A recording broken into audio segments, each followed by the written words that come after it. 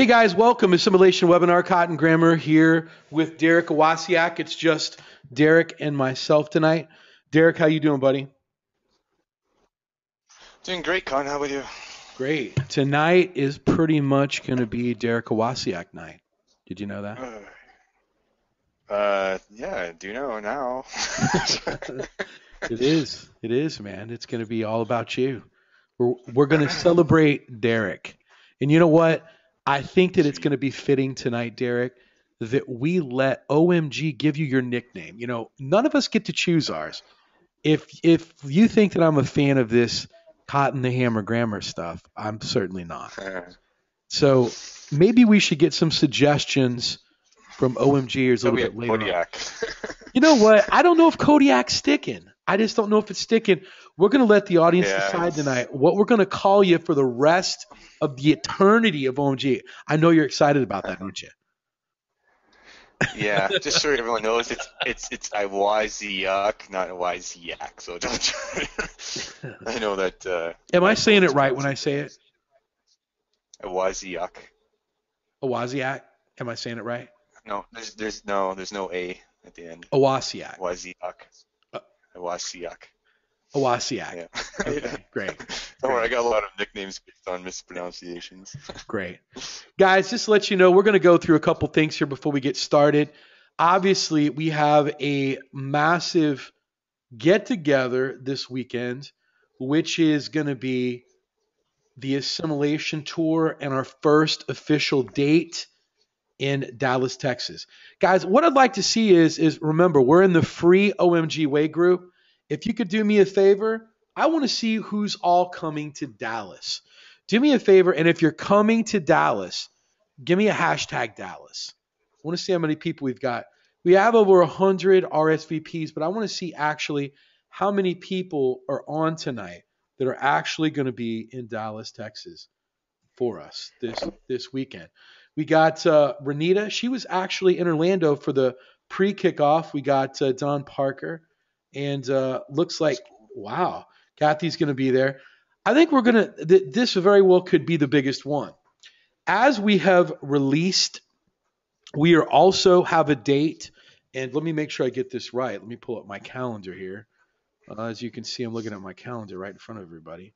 Uh, the 11th is going to be the next one. So this Saturday, we are in Dallas. Oh, wow, there's a lot more people popping up. The 11th, we're going to be in Los Angeles, and it's going to be at the Hilton at the LAX with Bob Proctor. So Bob Proctor is going to be our special guest for the Assimilation Tour there in Los Angeles, and that will be on the 11th at the LAX Hilton. So that's the information on that. I'll probably do up a post tomorrow before I leave for Dallas, or maybe when I get back. We're still a couple weeks away from that, letting everyone know about that. Then I'm going to be there in Los Angeles until the 12th. Then I'm going to be staying in Vegas from the 13th all the way to our next event, which is going to be July 18th in Las Vegas.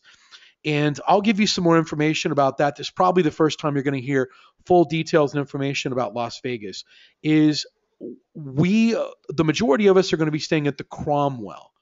And that's it's inexpensive, amazing hotel. It's right by Caesar's Palace. It's in the eye of the strip. So it's in a perfect location. Very, very cool boutique hotel. Mike and I have stayed there before. I know Mike, Liz, and I are going to be staying there. And that's going to be the 18th that we're going to be doing that. Now, I'm going to be in Las Vegas from the 13th through the 20th. And what I'm saying is if anyone is coming in early or if anyone's in Las Vegas, I've decided to reserve this time. If you want to send me a message, I'm going to be available during this week. I'm going to be working and just having fun and going around back and forth. I will be more than happy to meet anyone before the 18th, breakfast, lunch, dinner, or, just even to, meet on an early afternoon or something for any one-on-ones. And guys, I don't charge anything. So if you want an opportunity to spend a little bit of extra time with me, you want to come in a couple days early or something like that, I will be in Las Vegas from the 13th through, let's just say the 19th, because I fly back out on the 20th. So I'll be available any of these days, if anyone wants to come in a little early and, have me look at your stuff, go over anything, like I said, it's absolutely complimentary. I'm not going to be charging anything. There's no back end door to charge. I would never charge anyone for coaching. Never will. And I want you guys to, looking forward to meeting everybody and spending a lot more time with people. So I'm just throwing that out there because I know that I'll have a lot of time during this week in Las Vegas. So just throwing that out there. So looks like we got a lot more people in Dallas. How many of you are looking forward to Las Vegas? Let me get a 4 if like anyone on here is coming to Las Vegas yet, or if you know. We got a couple people. I think it's still too close with Dallas. Everyone's trying to figure out if you're going to do LA Dallas or not, but Vegas is going to be amazing. I'd like to know that whether it's going to be bigger or smaller, it's like going to be absolutely amazing. So Dallas is going to have a tremendous amount of people there as well. Derek, you're going to be there, right? Yeah, it's all booked and ready to go. I got to leave at like 4 in the morning. Great. So we're going to have Derek. You're going to have Derek, myself, Mike, Liz. I like to know that Fletch is coming in, Joe Marfolio. We're having Jimmy Kelly is supposed to show up. Who am I missing out? I know Joshua Earp is going to be there. There's a lot of people that I know that's going to be there. So it's going to be a great time, and I'm looking forward to meeting everyone and hanging out with everyone. So that's kind of where we're at right now with the tours and stuff. And don't forget also that OMG Live is also available to be purchased. That's going to be in November. And I believe the last date, and once again, this is very tentative, the last date of the Assimilation Tour is probably going to be October 31st in New Orleans. So we're really going to do Halloween in New Orleans. So that's probably going to be the last date that we're going to do. There's someone, Norman wants to call you Ewok.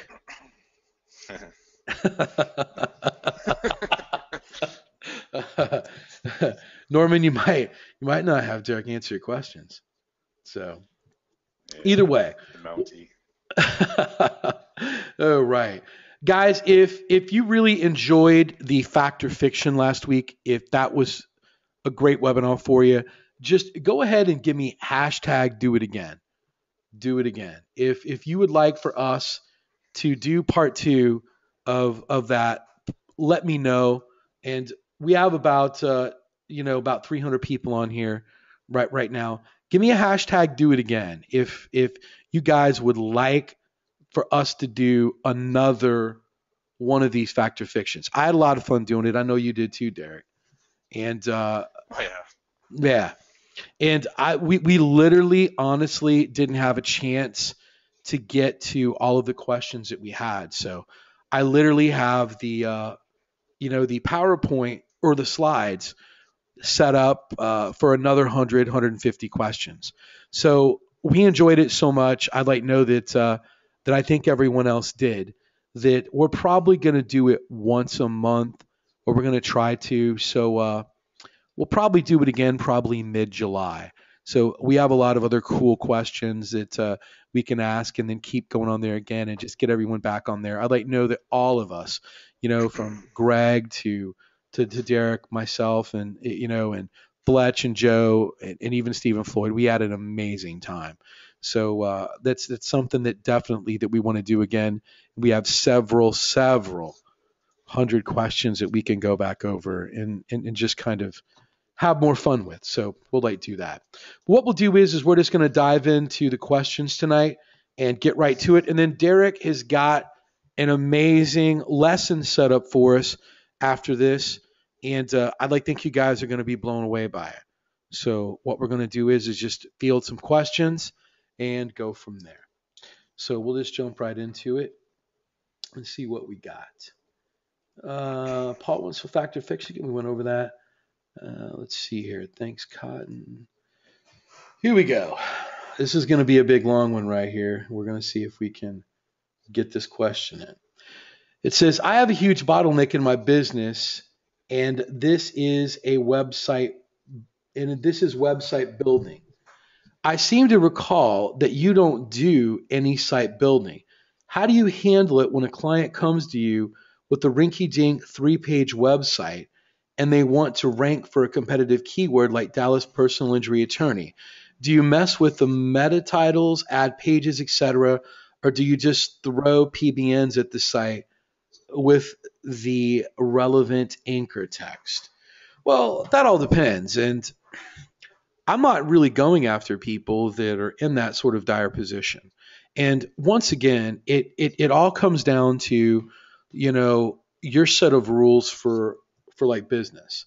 And when like we go here and when they come to my discovery form and it's a it's a list of who I want to do business with. And here's one of them that says right here, I worked with an active and healthy businesses already. It says our services are for companies that are up and running and simply want to move a lot faster and further. We're not going to work with startups. And notice right here, a steady flow of leads and customers means you're getting consistent traffic, a good solid product with a good reputation. Now, if I've got to go in and I've got to rebuild their website and I have to do everything else, that doesn't fit my criteria of what I'm looking for. What I'm trying to do is make as much money as possible with as least effort as possible. And I know that that's hard for you guys to go out and find. And ideally, if you're going to find a client, you want to work with anyone to get money right away. But I'm in a position to where I can be a little bit more meticulous of who I work with and who I come on with. So if I see someone that has a very bad site, I would generally probably go and tell them, I'm going to start search engine optimization, but I'm not going to continue if you won't agree to upgrade your website because this is going to be something important. And I can give suggestions.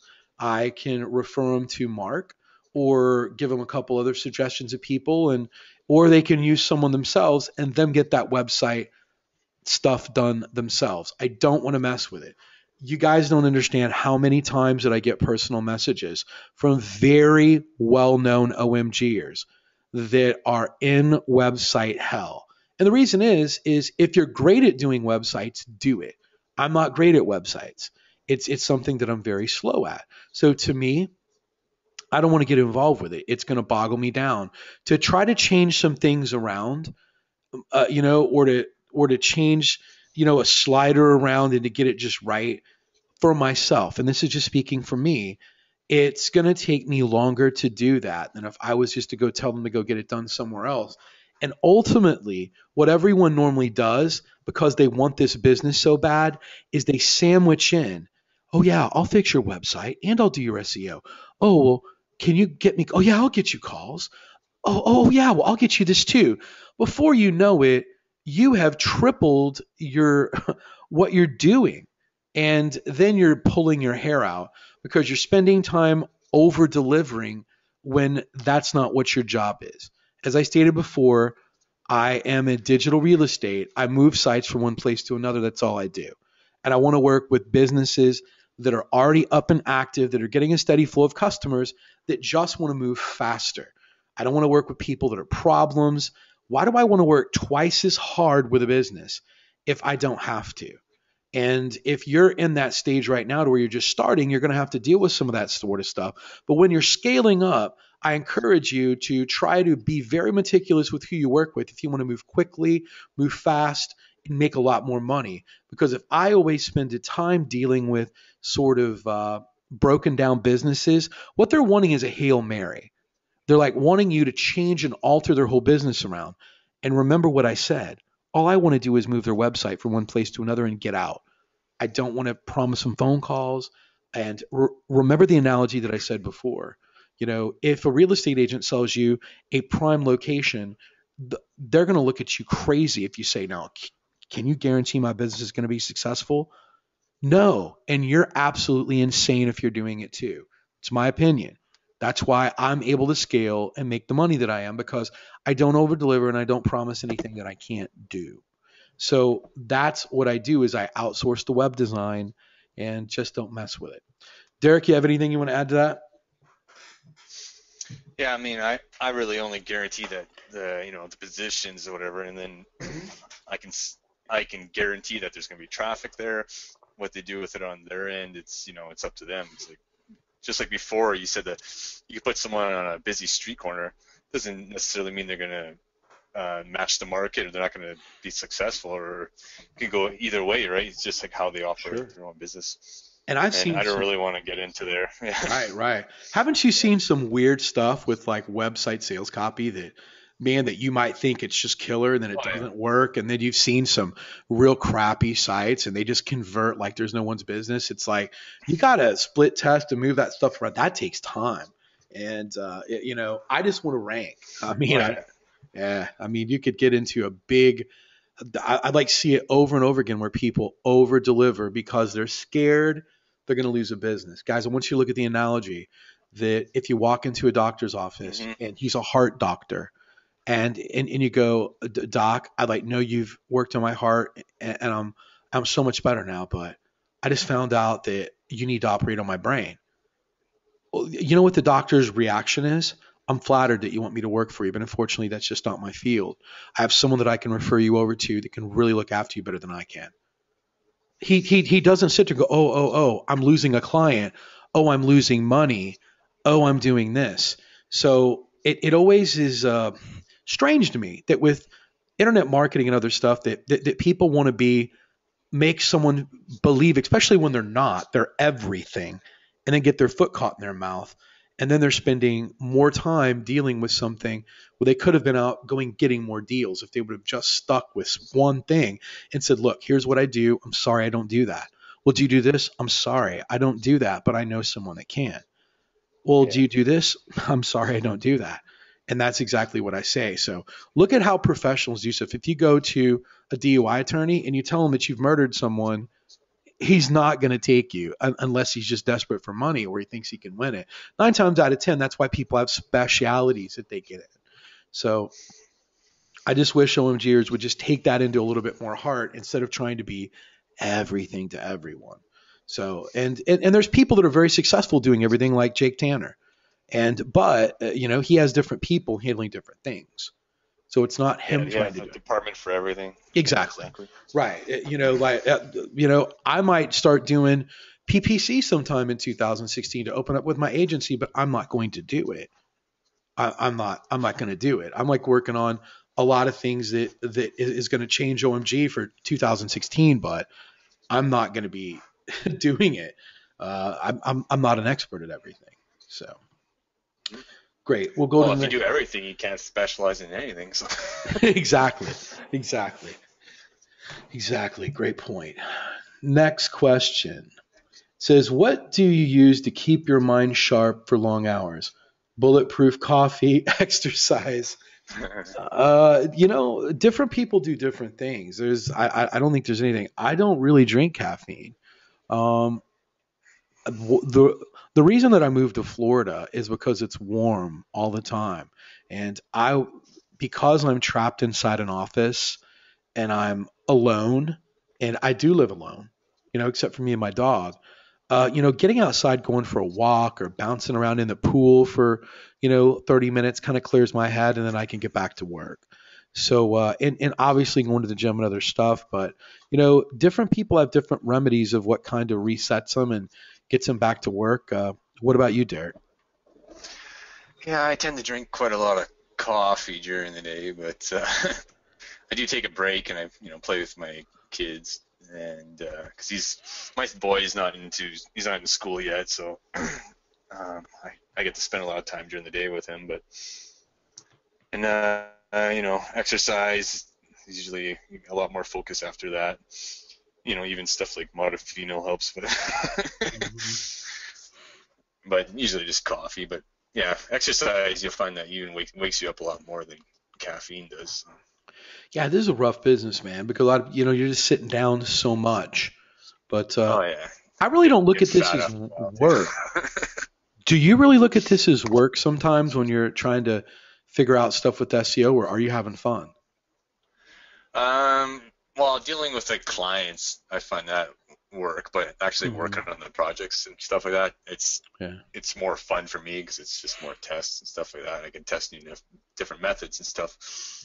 But actually dealing with if the client wasn't framed properly from the beginning, they might be a little annoying and stuff like that. Sure. But we changed all that, so. Great. Okay. Next question we have here is, I have a client who has a published book available on Amazon Kindle as well as paper hardback. What is the best way to drive sales? Well, I'm glad you asked that because tomorrow there is an acceleration webinar. And with that acceleration webinar, Mike is going to have a guy named Vic, who is a world-class person selling Amazon and Kindle books, and how he's going to show everyone how to get these off the ground. I would just refer to you showing up to that webinar tomorrow or watching a replay on it versus trying to tell you the best way to drive traffic to get sales, because every one of our questions are going to revert back to SEO, which is going to revert back to watching more Greg Morrison, watching more videos in OMG. So I would listen to someone who does this for a living, and that's what he does tomorrow on Mike's assimilation webinar. So we'll just leave the question at that. We got someone says that you should be called iDerek, like iPhone, iDerek. Okay. We have Serp Ninja. Yeah, People's it's not that bad. people's it's like not. It's not bad.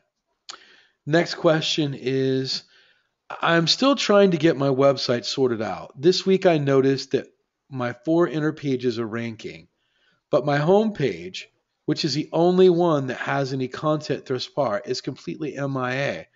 Has this ever happened to anyone else? Well, yes, it has. Derek, you want to handle this one? I don't even know if we have enough information. Yeah, it's kind of a little skimping on the information there, but it could just be, well, it could be technical issues. A lot of times this happens when people have a no index tag on their homepage and they're just going around pulling their hair out and they don't realize that, oh, there's a no index tag on there for some reason. But a lot of times it just could be that the inner pages are more relevant. You could have, if they haven't done any link building yet, usually if like links are equal on, say, your homepage to your inner pages, but your inner page is going to have more URL or keyword optimized, it's usually going to push the rankings to the more optimized URL, right? So if you're trying to rank your homepage, try to make the inner pages less about the exact same topic, because sometimes you do. A lot of people have a problem with making too many of the inner URLs kind of optimized for the same keywords, right? Instead of trying to focus on one page with that's tightly themed around that whole keyword set, right? So yeah, that's probably what's going to happen right now. Like I without seeing the exact example, I'm just kind of guessing. Okay. It's about as good of an answer as he's going to get from anyone. So if you want to give more, if you want to post more detail, we might, loop back around and get to it. It says, when are we coming to Denver? Don't know. I do know that so we have Dallas, LA, Las Vegas. Next is probably going to be Phoenix. I believe the next could be Chicago, then maybe New York City. Don't know. Mike and I need to sit down and kind of work it out. And but Denver is definitely a very good possibility. We're definitely going to be in New York. Yes, Gregory Ortiz, I've seen you, but you must be from your cell phone. I tried to bring you on, but it says that we cannot bring you on because you're on a phone or something like that. It said offline in there. Yeah. See if you can bring him on, Derek. I tried to right click it and it said nothing. The next question is, hi Cotton, I just went through most of law of implication, and from the outside it seems that you have implemented that in your life. You also indicated the first 90 days that you were mostly studying. Law of implication talks about not self-imposing time limits on goals or make 10K in 3 months. May I ask for some more details on what you did the first 3 months while you were getting your breakthroughs? Did you work elsewhere? Did 3 months, 10 hours per day, etc.? Well, I think I pulled a tremendous amount of stuff out of law of implication, and I think law of implication is amazing. And everyone, what I want you to kind of take away from this is there isn't any perfect thing that's for everyone. That makes people great. I've like taking different information away from a lot of different things, law of implication being one of the main ones. But I like think that you need to understand what motivates you. Now, did I impose a time limit on myself? Absolutely not. Uh, I'm going to be honest with you. I didn't even know what I was doing. I was just working as fast and hard as I could, working as long of hours as I could, with just the idea that I wanted to make as much money as I could. There wasn't any dollar amount, or I've never envisioned in the beginning days, okay, I need to make 10,000. That never crossed my mind. I just wanted to get a sale. I just wanted to get a client. Then I wanted to get two clients, then three clients. So one of the things that I think is important is just don't worry about problems that you don't have. Work as hard as you can. And Gregory's one of these people, that I was, and I always use him as an example because I really hate talking about myself. Is that Gregory is a prime example of people that can blow up and that has a full time job. And, if you listen to Gregory Ortiz's story, he did it exactly how I would have done it, except I didn't have a job. So I got to work more. But, Gregory would, wake up at 2 o'clock in the morning and, work on 2 hours of sleep, wake up at 2 or 3 o'clock in the morning and do 3 or 4 hours of SEO and studying and then everything, and then fall asleep on the train going to work, and would be studying at lunch and doing everything else. Where there's a will, there's a way. So I think that the people that have a desire to succeed and that put the time to do it are going to make it happen. So many people, and I don't want you to take this the wrong way, are very, very narcissist, and they put themselves first. They'll watch a movie first. They'll worry about spending time with family members or their girlfriend or whatever else. And Gregory will tell you, and he's on right now, that Yeah, he's a presenter now. yeah. Or, Gregory, let me ask you this. How did you explain to your wife that you were pretty much going to be non-existent for a couple months? That you were just going to submerge yourself in all of this and just not look back.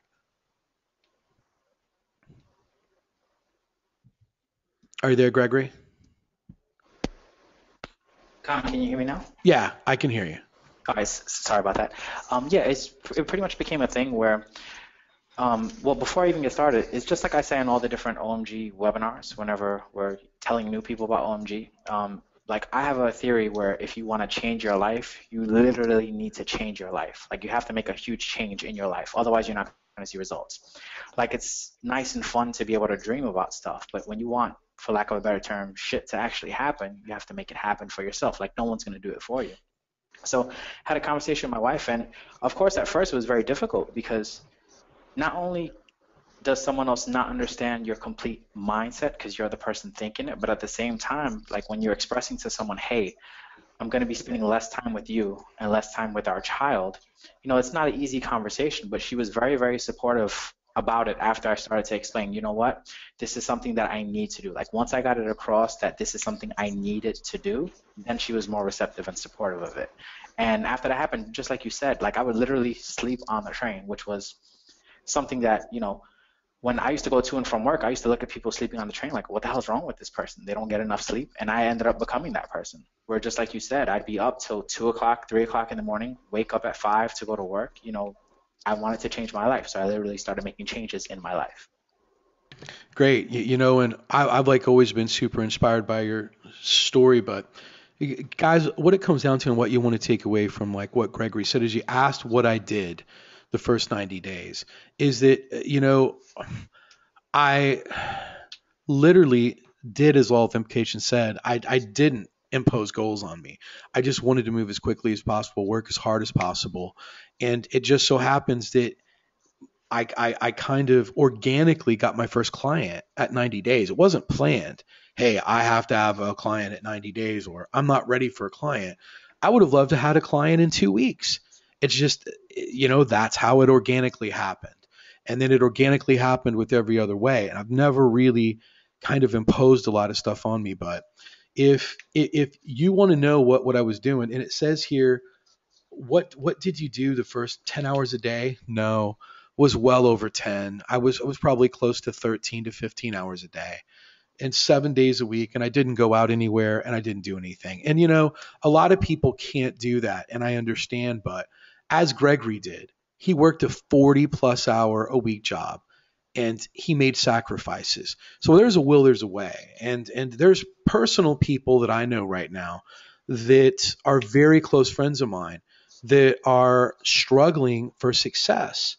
But when I talk to them, they're taking off weekends to go party, to go vacation.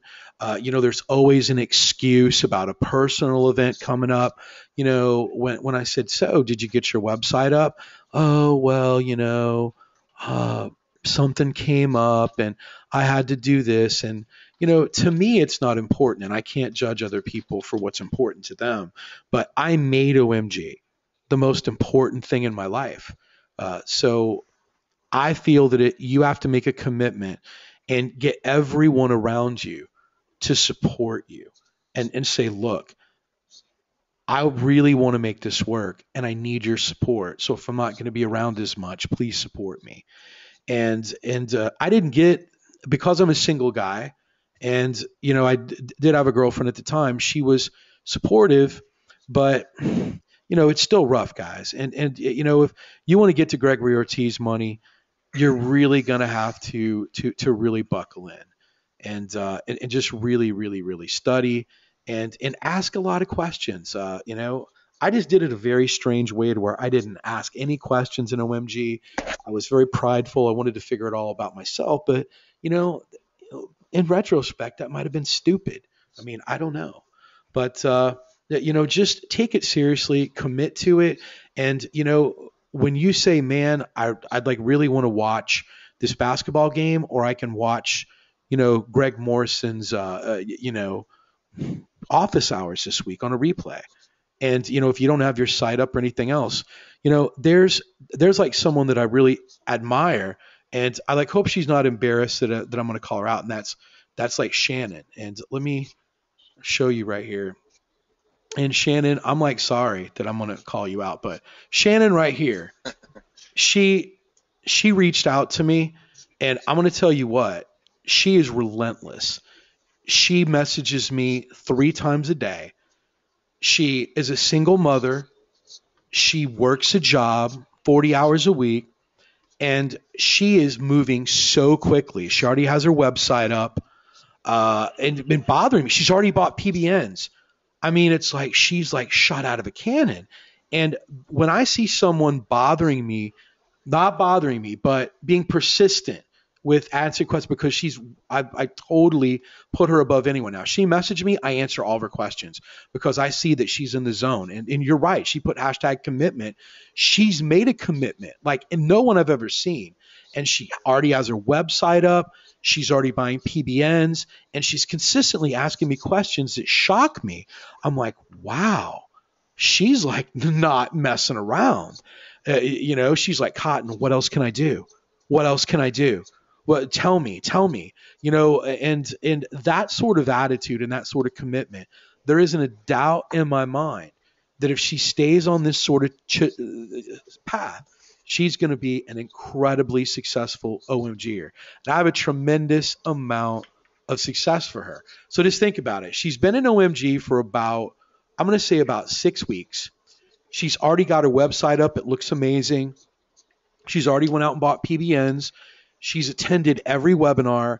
She's almost watched over 70% of all the videos in OMG. And I don't know where she finds the time to do it because she's a single mother working a full-time job. So if anyone else says that you don't have time, Shannon's found time and she wants to change her life. And I'm telling you, I'm her biggest fan. And I think she's going to do it because of her attitude and her mindset. So, Danny, you asked me that question, but you know what? It's been 14 months ago, but I'd ask Shannon how she finds her time to do it. 'Cause I'm more impressed with Gregory and Shannon than I am me because I was jobless and had all the time in the world. I had no excuses. Shannon could have 1,000 excuses why she can't listen to another video, why she can't go out and buy a PBN, why she might take the day off and not ask me 3 questions. Gregory could have just gave up. He could have said, you know what, this is crazy, man. I'm not getting enough sleep. I'm going to sleep on the train or I just give up. So guys, do me a favor. And I want you to let Shannon know that you got her back and that that you believe that she can do it because I'm so blown away by her, by how she is just relentless with asking me questions. And now anytime that I get a message from her, even if I'm at the movies, if I'm out shopping, I stop, sit down, and I answer her question. Because if someone is that serious about success at OMG, you have got my attention. And I'm going to give you every piece of information that I got because I want you to succeed, especially when I see someone that relentless. So that's what you got to have when you come into OMG. No excuses when you can have every excuse in the world. I had no excuse because I was unemployed and hours and hours and hours and hours. So how she does it, I don't know, but I'm just amazed by her. So that's my answer to your question is you got to be relentless and make a commitment. Wouldn't you say so, Gregory? I absolutely agree. I mean, that's the only way you're going to succeed in not just most things in life, but definitely in SEO. I mean, if you want it bad enough, then just show it, just do it. I mean, one of the things that you mentioned, Cotton, really struck a chord with me when you mentioned you weren't going out clubbing or dancing or anything like that. You'd rather just stay home and actually learn SEO. For me, it was very similar where like most dads, I don't go out clubbing and dancing, but I played video games a lot and it became a point where it was like, am I going to sit here in front of this Xbox playing a video game when I could be learning something that's going to make me money? Now that I'm actually, obtaining some kind of success, I can sit down and play Xbox with no problem. But before, it made no sense to sit down and be selfish, as Cotton said, when I could be learning OMG and actually learning to make some real money.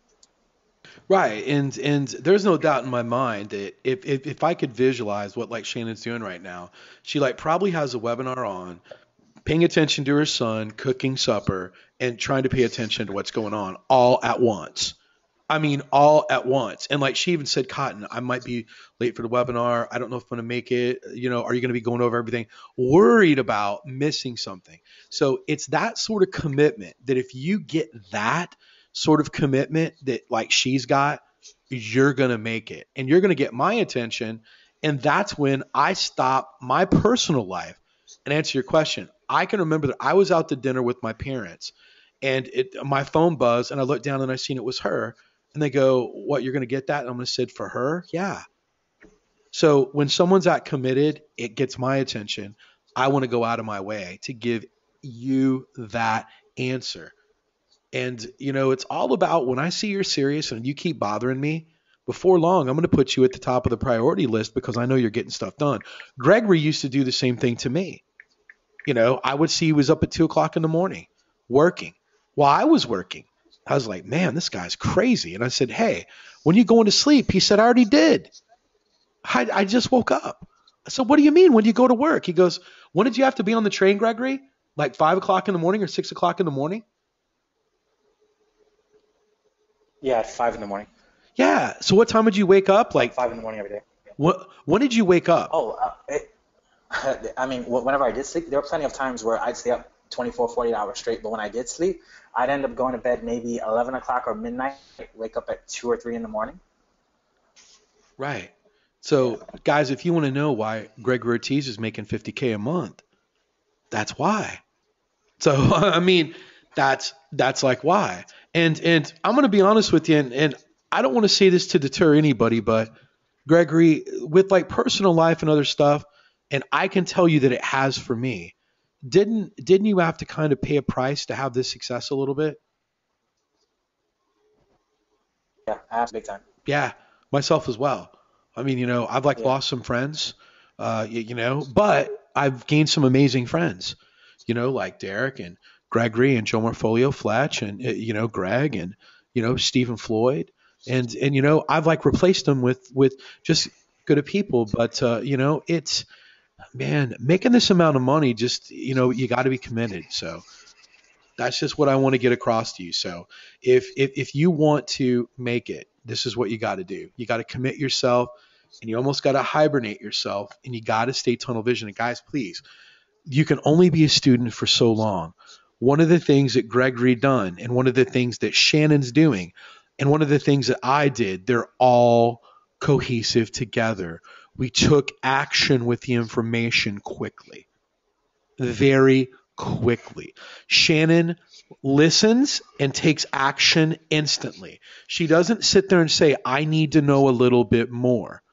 And guys, if this isn't going to blow you away even further, 6 weeks. You know what her first webinar was? I'm like pretty sure it was about getting her Google certifications. Shannon has all of her Google certifications. All of them. That's pretty impressive. So what I'm like saying is that Gregory, didn't you take action? You would study, then take action. Study, take action. Isn't that what you would do? Yeah, absolutely. I was at the same time I was learning OMG, I was simultaneously doing SEO on a website at the same time. So my train ride to work and from work was about an hour. So the hour there, the hour back, I'd watch all the videos on my iPhone. And if the train was too crowded, I would just listen to it if I couldn't physically watch it. And I would just listen to it there, back, and the minute I get home, as soon as I put my son to bed and my wife to bed, I would go ahead and just start implementing. And in case I forgot something, I'd reference the video. The next day, I'd have another 2 or 3 videos loaded just for me to continue learning. And even during my lunch breaks, I used to join Mike's acceleration webinars. I used to join them during my lunch break. During my lunch break, I was trying to make calls with clients. It was just nonstop. Right. And wouldn't you say, though, also, Gregory, that OMG has changed dramatically in the last year, that there's so much more valuable information in it than when we were in it?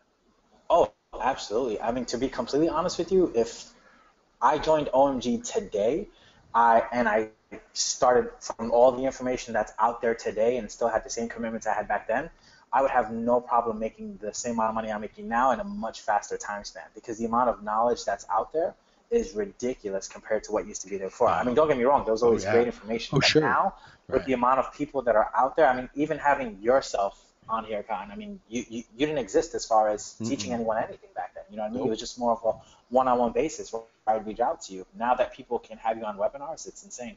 This is proof, just like you said. Derek was Derek was great, but no one knew who Derek was last year. No one knew who I really was this year at this time. Gregory either. So look, I mean, it's proof what can happen in 1 year. 1 year. So how committed are you? I mean, Derek's a freaking superstar now. I mean, so is Gregory Ortiz, and they did it.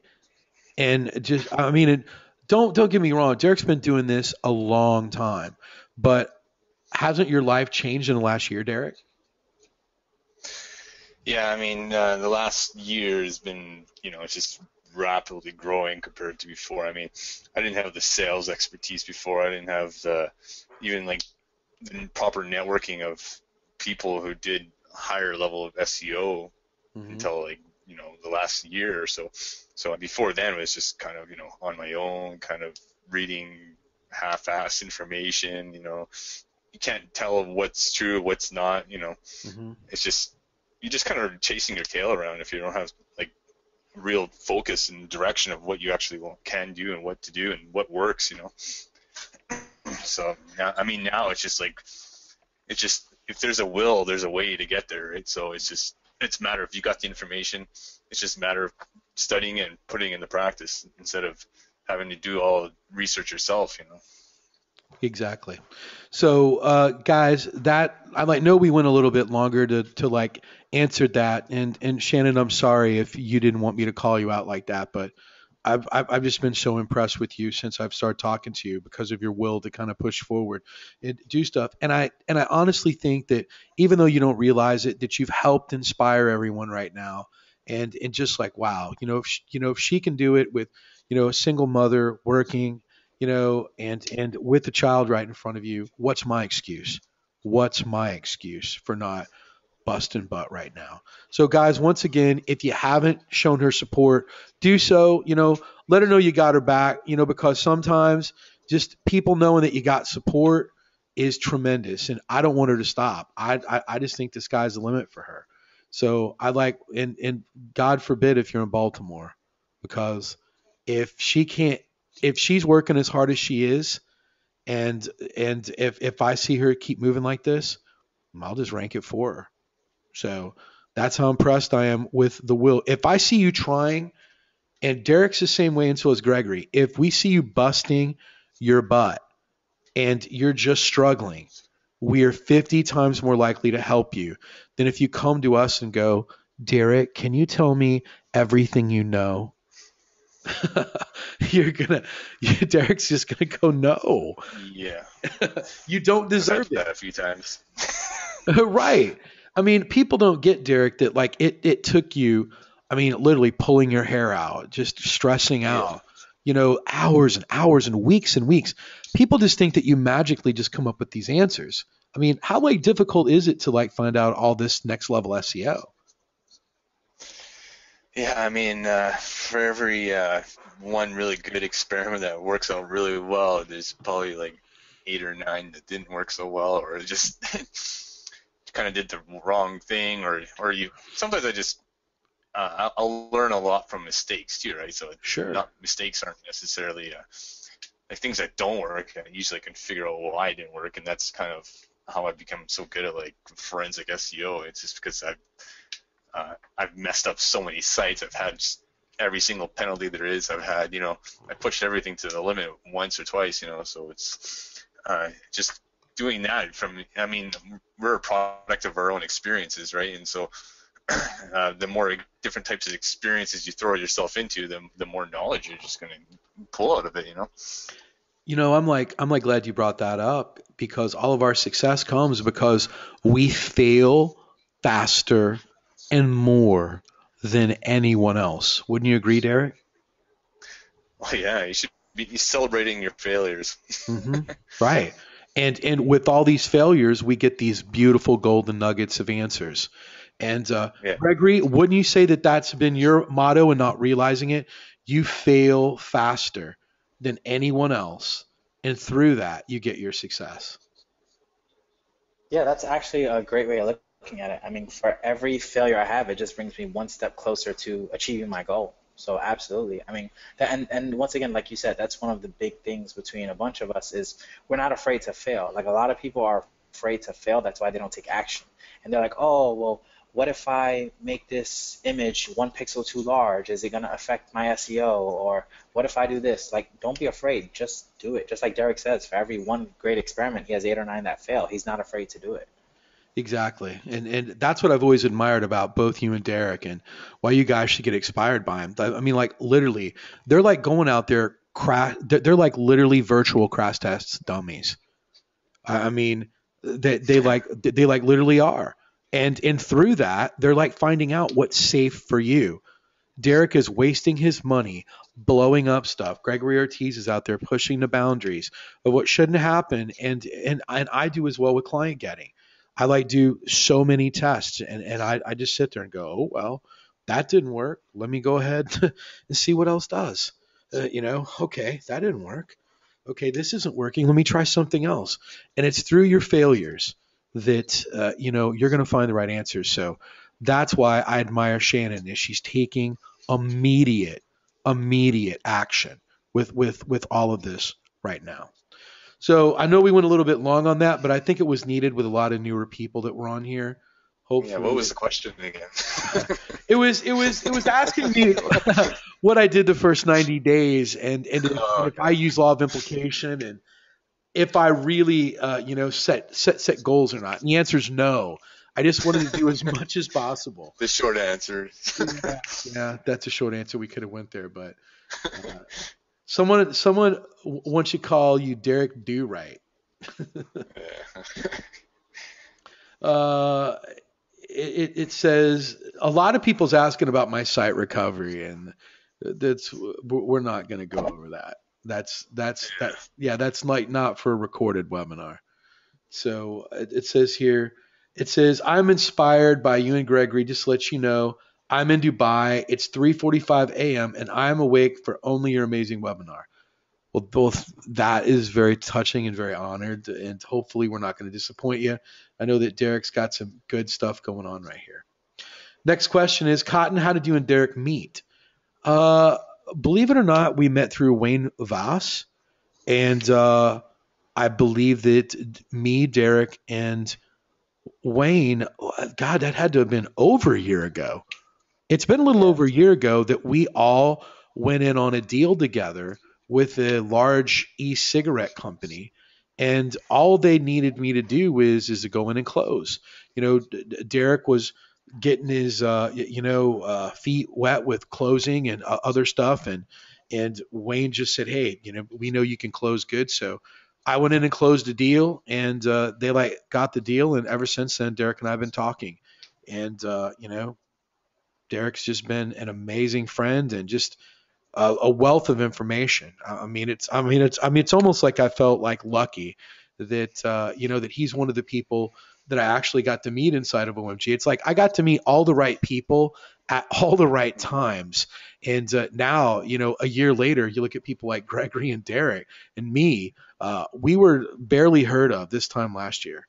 And then now, everyone's looking to us for answers, which is humbling, but it's amazing what can happen in a year.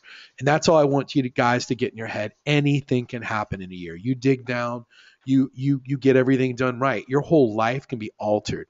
My life is 100% different from now than it was last year. 100% different. And I couldn't even have dreamed this up. There's no way that I could have set this goal and have even believed that I would have hit it. It's just impossible. So people want to know, when do we sleep? As Arnold said, we sleep very quickly. I just took a nap now, so. There you go. That's right. Sleep is for the competition, not for us. Exactly. Sleep's for the dead. Right.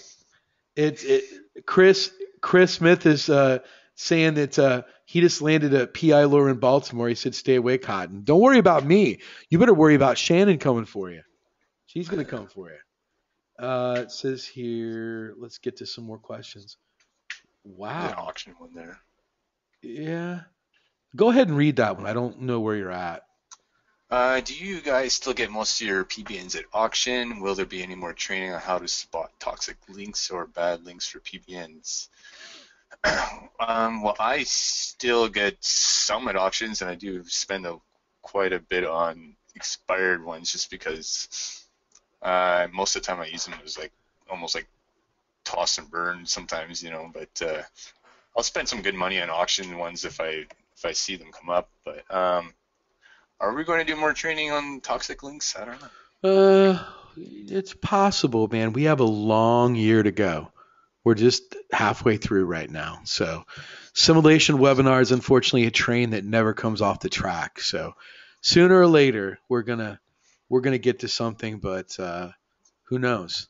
I don't have it on the schedule anytime soon. So, yeah. So we will see. One of the things I want to do is, because we're a little light on questions, is I want to see if there's another one there. Yeah. I want to put her on the spot. Shannon, I'm going to see if you will come on. And I'm going to make her a panelist. She's probably going to pass out. She's running around for a mic right now. Yeah, we're going to see. Shannon, are you there? Yes. Shannon, I want to know, and so do everyone else, we can hear your son in the background. How do you find time to do all of this? I'd want you to tell people how you've been able to accomplish so much so quick. I'm dedicated. I spend every minute that I'm not. Well, actually, I take a little bit of time while I'm at my day job, like during lunch and whenever I have breaks. I'll hop online and kind of work on whatever it is I can get in. And then I come home and I take care of my son. And whenever I have a little bit of free time from him, I spend all of my free time working on OMG. So he's laughing at me because he's curious to know who I'm talking to and what's going on. I mean, it's pretty cool that mommy gets to talk to a computer and it talks back, right? Yeah. It's just, I'm just very dedicated. This is something I really want, and I know that if I want to succeed, I have to put all of my effort into it. Good. So this is something that you spend how many hours a week do you work at your real job, like your full-time job? I work, it's a full-time job. I work about 40 hours a week. Okay. And then, I have my son 70% of the time. But after he goes to bed, which is right about now, I'll be up until, however long I can possibly stay up tonight, and I'll be doing stuff. So it's nonstop. And every once in a while, I will take a little bit of time for myself because I need to stay sane. But Sure. My priority is definitely OMG. Wow. So how long have you been in OMG now? It's almost been a month. It hasn't been quite 6 weeks yet. Wow. A month. That's Yeah, crazy. Yeah, the 27th or 28th, I think is the exact day. And you already have your site up, and how many PBNs you already have bought? So far I've bought 5. Wow. And you know what's funny is, guys, is she was messaging me today, angry that she wasn't ranked. She wasn't ranked any faster. She goes, Cotton, I'm on page 12. What's going on? This keeps happening faster. I'm like, patience, grasshopper. I said, no, that's exactly what I said. I said, patience, grasshopper. I said, you've just started. And I said, it took me, 4 months to actually get ranked in St. Louis, 4 or 5 months. And so, Shannon, you've inspired a lot of people. And hopefully this kind of gives you the fire and the fuel that you need to know that everyone's supporting you and rooting you on for after 1 month. And had you ever messed with a website before? Just a little bit, but nothing at all like the site that I just learned about or designed. Anything about SEO before? Very, very little. Very little. Wow. I mean, I found out about you guys through Alex Becker. Is that his name? And yeah. I had only followed him for like maybe 2 or 3 weeks prior to joining OMG. Wow. It's amazing. So, guys, it's proof.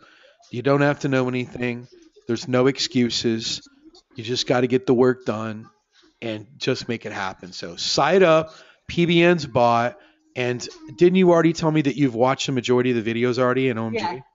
Yep, definitely. I'm starting to watch some of them over again, especially Greg's. Wow. Amazing. So just wanted to let you know that I'm going to do whatever I can to help you. And guys, listen, help her out, man. If she ever asks you a question, let you know she's relentless with me. So if she ever happens to ask a question, help her out. We want to help out people that are this committed to getting it done. So, Shannon, we wish you well. Sure. And we're going to go on with the rest of the webinar, but thanks for coming. Okay. Thanks. All right. Bye. All right. Let's see if we have any more questions. And it says, Shannon, did you build your own website? I know for a fact that she built her own website. And she built it with the director's cut skin and went through all the modules and figured that out herself. So, question. It says, PBNs, any ideas on the impact of ICANN proposals to disclose domain ownership? Any ways to migrate, etc.? Derek Owasiak. I usually use fake names on my PBNs. I don't even use the privacy so much, so it's like pretty much open for the ICANN. I just make sure that it's usually using the fake information. So I don't know what you do. So you're basically saying that you advise everyone to use personas. Yeah, I use personas. I use fake name generator usually, just because I know that a lot of times if you buy a domain and you sit on it for more than a couple of days, Google already has that information cached, right? So as soon as you switch to private registration, they can easily tell who the previous owner was before it was switched to private registration. Mm-hmm. Yeah. I mean, you don't really have to worry about it too much, especially in local markets, but if you start getting analyzed, it's one thing you want to look at. Okay. Great. So maybe let me ask you guys a question. Are you guys very familiar, or are you confused when we say that you need to set up personas and how to do that safely? Give me a hashtag sure or hashtag not sure. I want to see how many people, to see if this is something that we need to go over in the next couple webinars. So a little sure. Some people, see where we're at on this. I think that a lot of people is just not sure, and there's nothing wrong with that. We're Hmm. we're like here. Guess We this don't is, really cover it. Yeah. yeah. I guess this is something that you and I are going to have to go over with in the next couple weeks. So yeah, we're gonna have to do it. So guys, what we'll do is we'll like get together and we'll like talk, and with the next assimilation webinar, I think this is a real important topic. And guys, listen, I'm like open to anything. If there's any topic that you think we should go over with, don't think you're going to bother me by saying, "Hey, Cotton, I like think a great topic on the webinar would be this." Pretty much, no one governs me on what we can cover or don't cover on the webinars. I pretty much decide that solely myself. So I think that this is something that's real important that I think a lot of you guys need to know, and it seems like that not a lot of people are not sure about it. So it's an easy topic for us to cover. It's not going to be a very heavy lifting topic for us. So it's something that we really won't have to stretch that far to prepare to just kind of teach you. So something that we'll go over in the next couple of weeks, and we'll just kind of work out what it is. So I like appreciate everyone's honesty on the thread, letting us know. Next question is from Dave Keys. Dave says, can you talk a little about the relativity of low power of expired auctions and how to get the boost needed in higher competition targets? So if I'm going to understand that correctly, can you talk a little about I think he wants someone to boost a PBN. I think he's trying to like maybe say that because sometimes you buy an expired domain, and a lot of times they're weaker because anything that's higher profile is going to go to an auction, obviously, right? Because they're going to get more than $12 for it, Why don't we just ask him? Sure. So bring him on. Dave, what are you asking, buddy? Dave, you're on. Yeah, we can hear you breathing, man. You're live. Sorry, I didn't mean to. No. To say auctions. I meant to say domains, expired domains, because they tend to be weaker. They tend to be, like DAs in the teens, that kind of thing. Clean, but they're weak. So you want to know what you mean, like a new domain or an expired domain? Expired domain. You get an expired domain, and it's going to have, domain authority, and maybe in the teens, maybe low 20s. It's going to have fewer links pointing to it, so overall they tend to be weaker than auctions, right? Yeah, but okay, so when you buy an expired domain, usually, for me, I'm usually looking for a specific, niche, right? And usually that's because I'm trying to complement the keywords of the anchor text on that domain as, really extremely highly relevant, because when you get a domain at auction, even though the trust flow is great, domain authority is awesome, page authority is really high, that if it's not relevant, the actual keywords pushing that domain for the topic it used to be, you're only going to get that one level of push, right? You're going to get that one. You're just going to get the push as like a main tier, right? So that's a good point. Right. So because the keywords behind that aren't going to help you rank any further, right? So you're just basically working off the metrics of that domain. But when you can deal with a weaker domain that has relevant anchor text and it's come from relevant pages, and you're going to probably even get the same amount of push or even sometimes more, just because you can control the rankings of your website a heck of a lot on the second tier, even up to like 4 tiers, 5 tiers back. You can still push more with the relevancy of those anchors, right? So that's why you can settle for a lesser quality, lesser, trustful, lesser domain authority with an expired domain. It's just that you're going to have, you're really looking for the anchor text going to those domains, right? And those are going to give you that secondary push, right? So you're going to get a push just from the metrics, and then you're going to get a secondary push from the keyword relevancy of that domain and its backlinks and the pages that they're on, right? So let me be sure I understand this. So I could buy, and my niche is real estate, so I could buy some real estate related expired domains and move them back a couple of tiers and then just slam those, 2 levels back, slam them with keywords that I couldn't do right to the target, but I could slam those second tiers or third tiers with keywords, and that's going to push its way through and give some power because of the relevance. I know how deep that Derek can go, and I don't want him to, but his simple answer is yes. Yes. Yeah. Yes. Yes. So you can control a lot of the result just by what you're sending to that second tier. Like when I buy an expired domain, I'm not where a lot of people just kind of buy and then they just put the link on and done, right? I'm putting them into my authority stacks, domain authority stacks, and then so I'm always building more anchor text to it. I'm building social to it, so I don't get just that one push. I always get a multiple of that, right? So that's how I can get away with fewer PBNs instead of just building more tier ones. Basically, I'm controlling more from the back end, right? Yeah. Another thing is, Dave, is we'll leave you with this, and we'll leave with everyone else. How many tiers back does Google check? 3. Well, they check, up to 3. So. Okay. Yeah. All right. So what would happen on the 4th tier, Dave? You can do anything you want to in theory. I don't know that. I'm not answering it or denying it. And I don't want Derek to answer or deny that either. But less will happen than 3 back. Yeah. Yeah. Just think about 5 hops is. Yeah. Mm-hmm. Yeah, for future proofing. Yeah. So hopefully that's give you a tremendous amount of information there without giving you any information. Yeah. A little bit right there is very helpful. Yeah.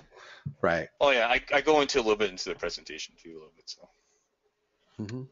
So yeah. So good news, Dave, is we're going to be going over that here in about 2 minutes. So awesome. I'll be right here. Good. All right, buddy. All right. Thanks, man. Muting myself. Good. And guys, we're going to stop questions and answers, and we're going to let Derek take over. But first, guys, I asked you before, and I want you to post in the Facebook group. We need a nickname for Derek. He's upset. He doesn't have one. I want to see what you guys can come up with. I want to read these off. I know Steven will have a very good one for you. I'm pretty sure. Like, Steven is now Golden Hands. He's Golden Steven Golden Hands Floyd. I mean, come on. That's amazing. It's way cooler than the hammer. So, D-Waz. Stephen Floyd says, oh, hell no. See, I'm not going to bring him on so we can't hear him cuss us out. So. Waz. Oh, look, people want to call you Waz. Like, yeah. People nickname my brother Wazzy. Yeah. Yeah. The Canadian Mountie. We don't know yet, man. It says your ending will not be happy. Yeah, I'm glad Golden Hands is taken. Oh, Golden Hands. So no, Derek, nobody seems to care if you get one. Kurt Inget says the Wizard of Woz. I think that's a winner. That's not bad. Oh, the Wizard of Woz. Wow. That might have to be it. That is soft feathers, Gregory Ortiz says. Oh, my. I don't even see where you see that. Well, that's because it's not on the screen. I have dual screens. Oh, okay. This doesn't update as fast as it should. Here we go. Yeah, I just use your screen. Yeah, we have the Wizard of Woz, soft feather, Woz up, D Money. It says, I was going to say Wizard too. So the Wizard of Woz, I kind of like that. We're going to have to find a way to make that work.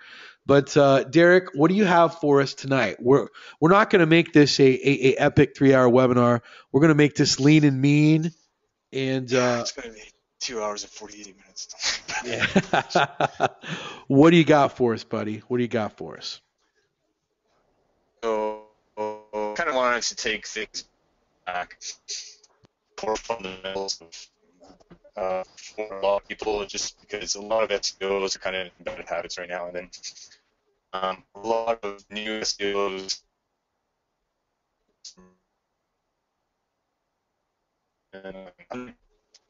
work on people's core foundations of a lot about anchor text and how to rank in fewer links, and then also a lot of the kind of the tiering questions and how to use geo modifiers and when to not use geo modifiers, and a whole bunch of that stuff. So I don't know if you can throw me. I'll grab the screen. Yeah, you can just make yourself the presenter. I'll make sure I got nothing bad on the screen here. Yeah, please don't.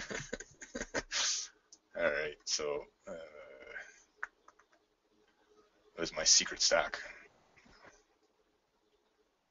How come I can't show my screen? I get to make me a presenter? Let me see. I haven't checked. I don't think so. Hold on. I think I can make myself a presenter. Yeah, hold on. Okay. You are the presenter now. I got it. Yeah, I got it. Good. All right, so can everyone see my screen? Just give me a 1 if you can see it now. Okay, good. So I'm using Evernote today, so you get this nice trippy, what is this called? Mouse trail thing. All right, so everyone can see it. Okay, so some of the things today I really want to talk about is correcting bad habits and start with some new ones, because the way SEO is changing, and this even goes back to how Jimmy was warning about the Skyfall update, and it's in the patent, and it's kind of like this.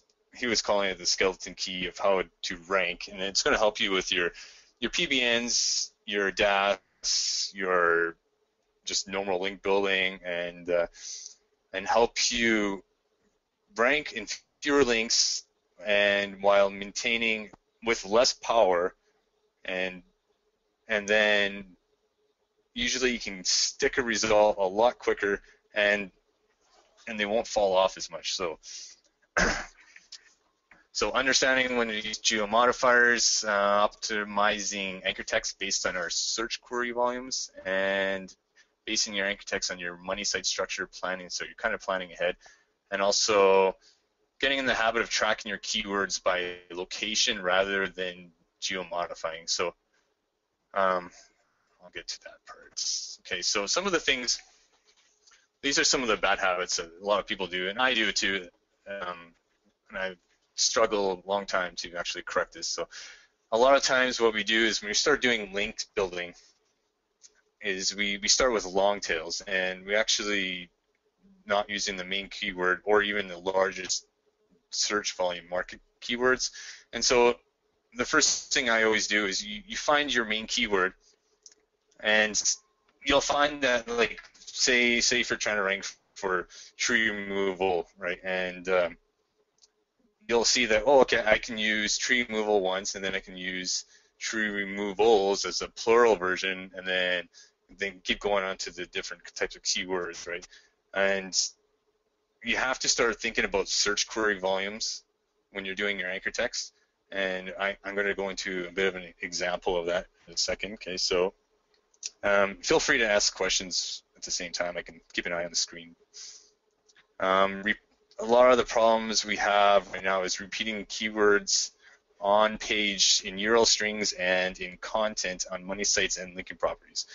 Okay, so what I'm actually kind of saying is this could have been like that example we just showed, or we just got asked about why his inner URL was ranking for all these different terms and the homepage wasn't. And a lot of the times this happens quite often where we order our content and it's usually based around the same keyword. Okay, so the homepage, you're trying to rank for say tree removal, but then you have the inner URL is like tree removal service, right? And so those two URLs are going to start conflicting against each other. And then what usually people also do is they might do another URL like tree removal or stump grinding or tree remove or tree pruning or what's another good one? That's all I can think of for that example. But usually all of those kind of keywords can be grouped into a set of one page. And so using those on different URL structures is usually going to over-optimize the website because you're going to have a string of the same similar URLs in the domain. And when Google looks at things, they just scan the URLs, right? And then usually if you have that same keyword on 5 different URLs, and it's just going to confuse the search engine, and it doesn't really understand which one is trying to rank. And it's not adding any value because the whole one page could have been talking about that one topic rather than having 5 of the same pages talking with little different nuances, but they're all the same topic. Does that make sense to people? I hope. And I'm going to go into a little example, okay? This is just kind of an overview. So basically beef up the pages to rank more for than one set of keywords, also like pure diverse. So highly relevant LSI. Okay, so for example, like the cheap car insurance, it's also, you're going to have the words like affordable auto insurance. So instead of having cheap car insurance and then having affordable car insurance or discount car insurance or anything similar to that, try and go pure diverse and have all the different types of relevant terms. So auto insurance, for this example, like vehicle safety inspection versus car inspection. So you have to be careful when you're ordering your content. This goes for both on-site and linking properties.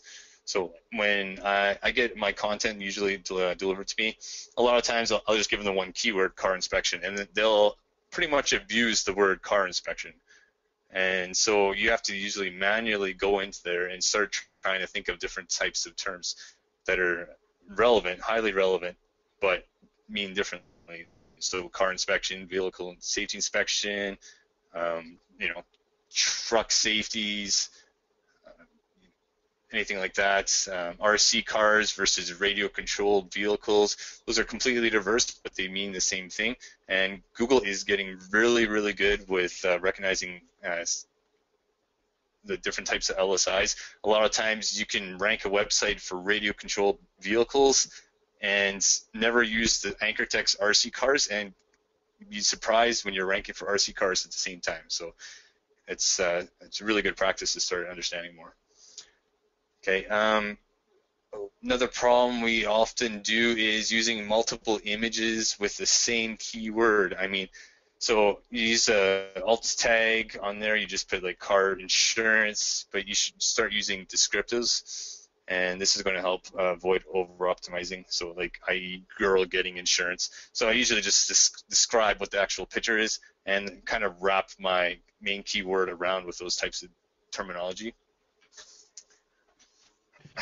Derek, not to interrupt you, but one of the main things I like want to go back to the very top one, the very first one. And I don't want people to really kind of brush over this. Starting with long tails and not main keywords are the largest volume keyword in the market. Guys, do you really understand what he's talking about? If you don't, I'd want you to be crystal clear. If you don't, give me a 5 if you're not sure and you want us to expand on that a little bit. See, there's a lot of 5s right there, and I kind of thought that just kind of flew over their head. I want you to kind of break this down a little bit more about this common mistake that I know a lot of people are making, and I just kind of think it flew over their head because this is a very, very, very big thing, and you brushed over. I think I go over it here, but so let's go into keyword planner. Okay, so well, you guys, I don't know how many people have noticed, but the keyword planner in AdWords has actually been really changing the way they do things lately. And they're actually starting to include a lot of LSIs into the tool. And so it's becoming actually a good keyword tool, not just a keyword research volume tool anymore. So, so for example, say if I was trying to rank for Houston SEOs, and so that's which a lot of people you guys are going to do. You're going to try and go after your local market, right? And one of the terms we would probably type in here is a lot of people would do is just like Houston SEO. And so we only show 1,300 searches per month. And this is quite a low volume, and it's just barely meeting my my 1,000 keyword requirement. So I really don't use anchor text that doesn't get at least 1,000 searches per month, right? And well, people are like, well, I really want to rank for Houston SEO, but say for example this was 800, so if it's even a smaller city, okay, I wouldn't even use that anchor text. And so how are we going to get ranking for this term where the anchor text volume does not even meet the requirement of 1,000 searches? So that's kind of how we're going to go into more conversation of using market level keywords versus geo-specific keywords, okay? But what I would do for this one is usually just start looking at the broad terms, okay? Because SEO gets 673,000 searches a month versus, or 1,300 searches a month. What do you think is a safer keyword to link to your site with? SEO, right? No, I'm not saying, yeah, do I not take a client? No, it does not matter if a client only has their main keyword is 1,000 searches per month, the strategy is going to be a lot different for the anchor text. That's all it is, okay? It's about avoiding penalties, not what I can take on or whatnot. If it's 1,000 searches per month, I can still use that main keyword, but it's going to be more of a one-off versus a core ranking strategy, okay? So when I'm talking about core ranking strategies, I usually will bundle a lot of these keywords together that are getting high search volumes, because these are really theming, right? And what we're going to try to do is target our geo-specific terms by on-page optimization on the linking property and the money site property, okay? We don't need to have the word Houston SEO in our anchor text to convey that it's a Houston SEO agency.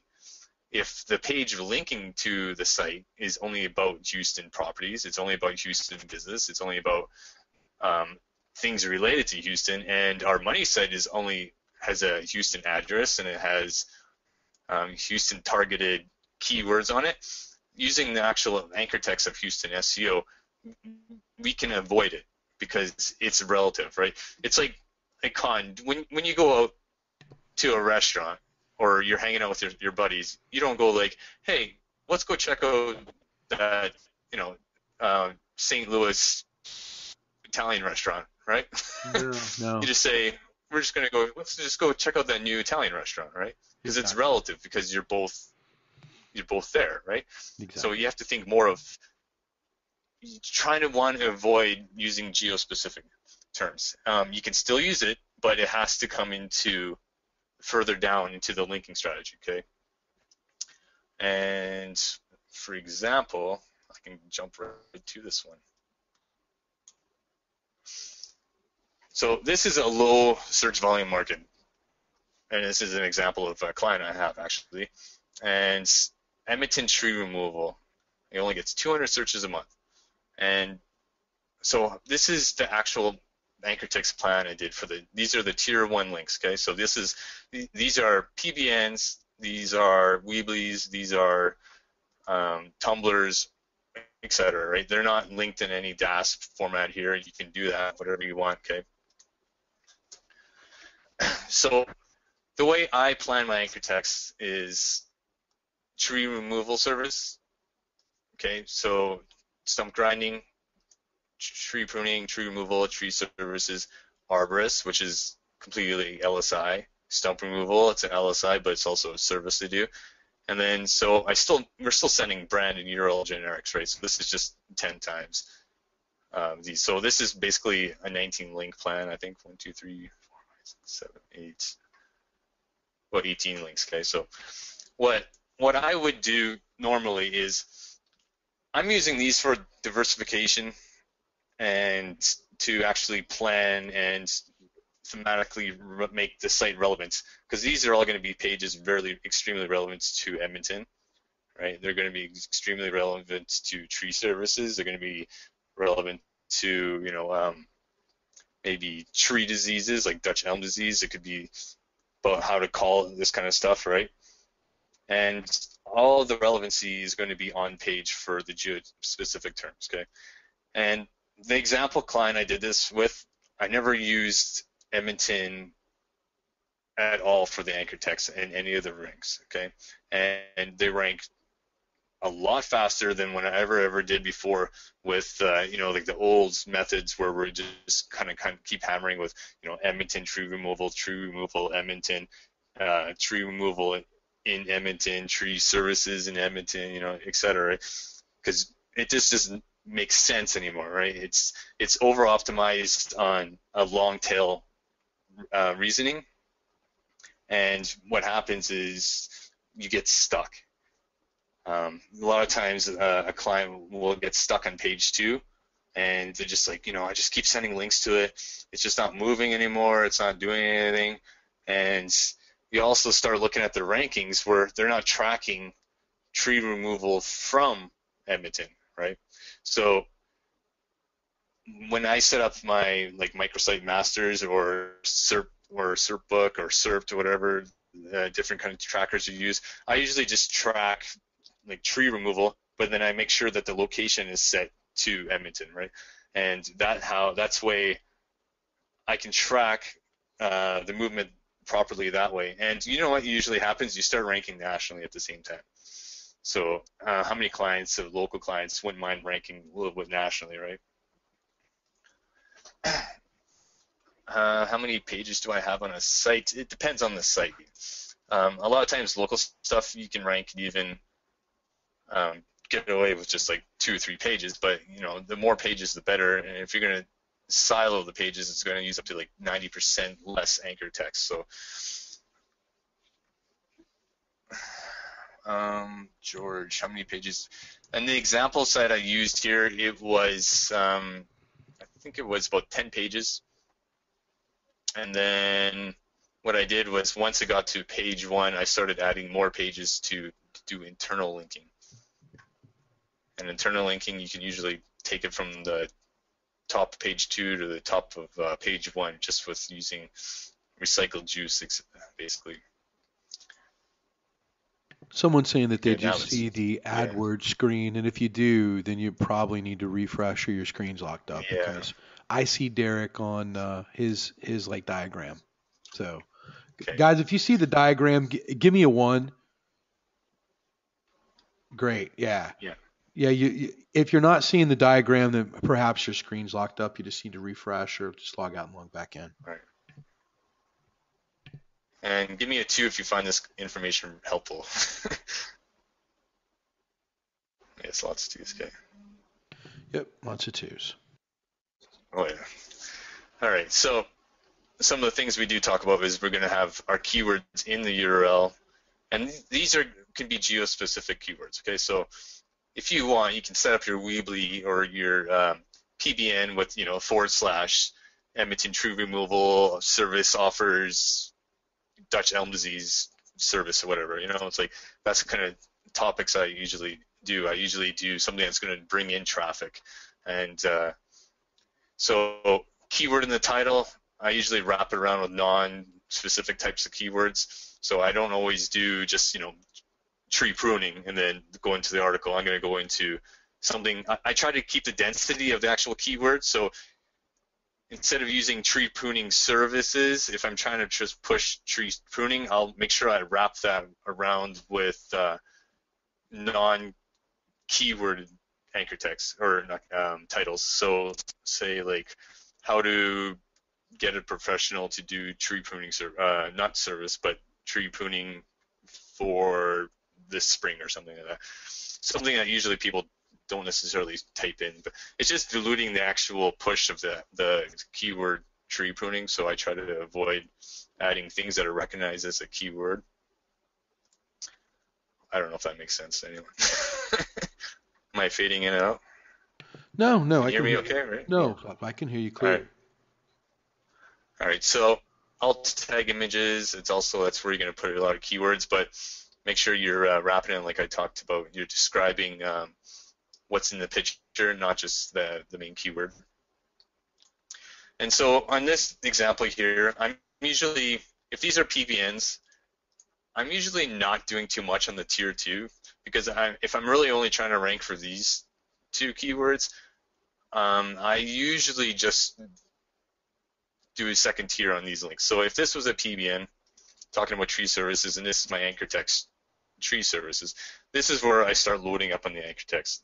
And these could be DAS, or it could be someone else's network, or it can just be dedicated PBNs you had lying around, okay? Or even more of those shady PBNs you don't want to use on your first tier, okay?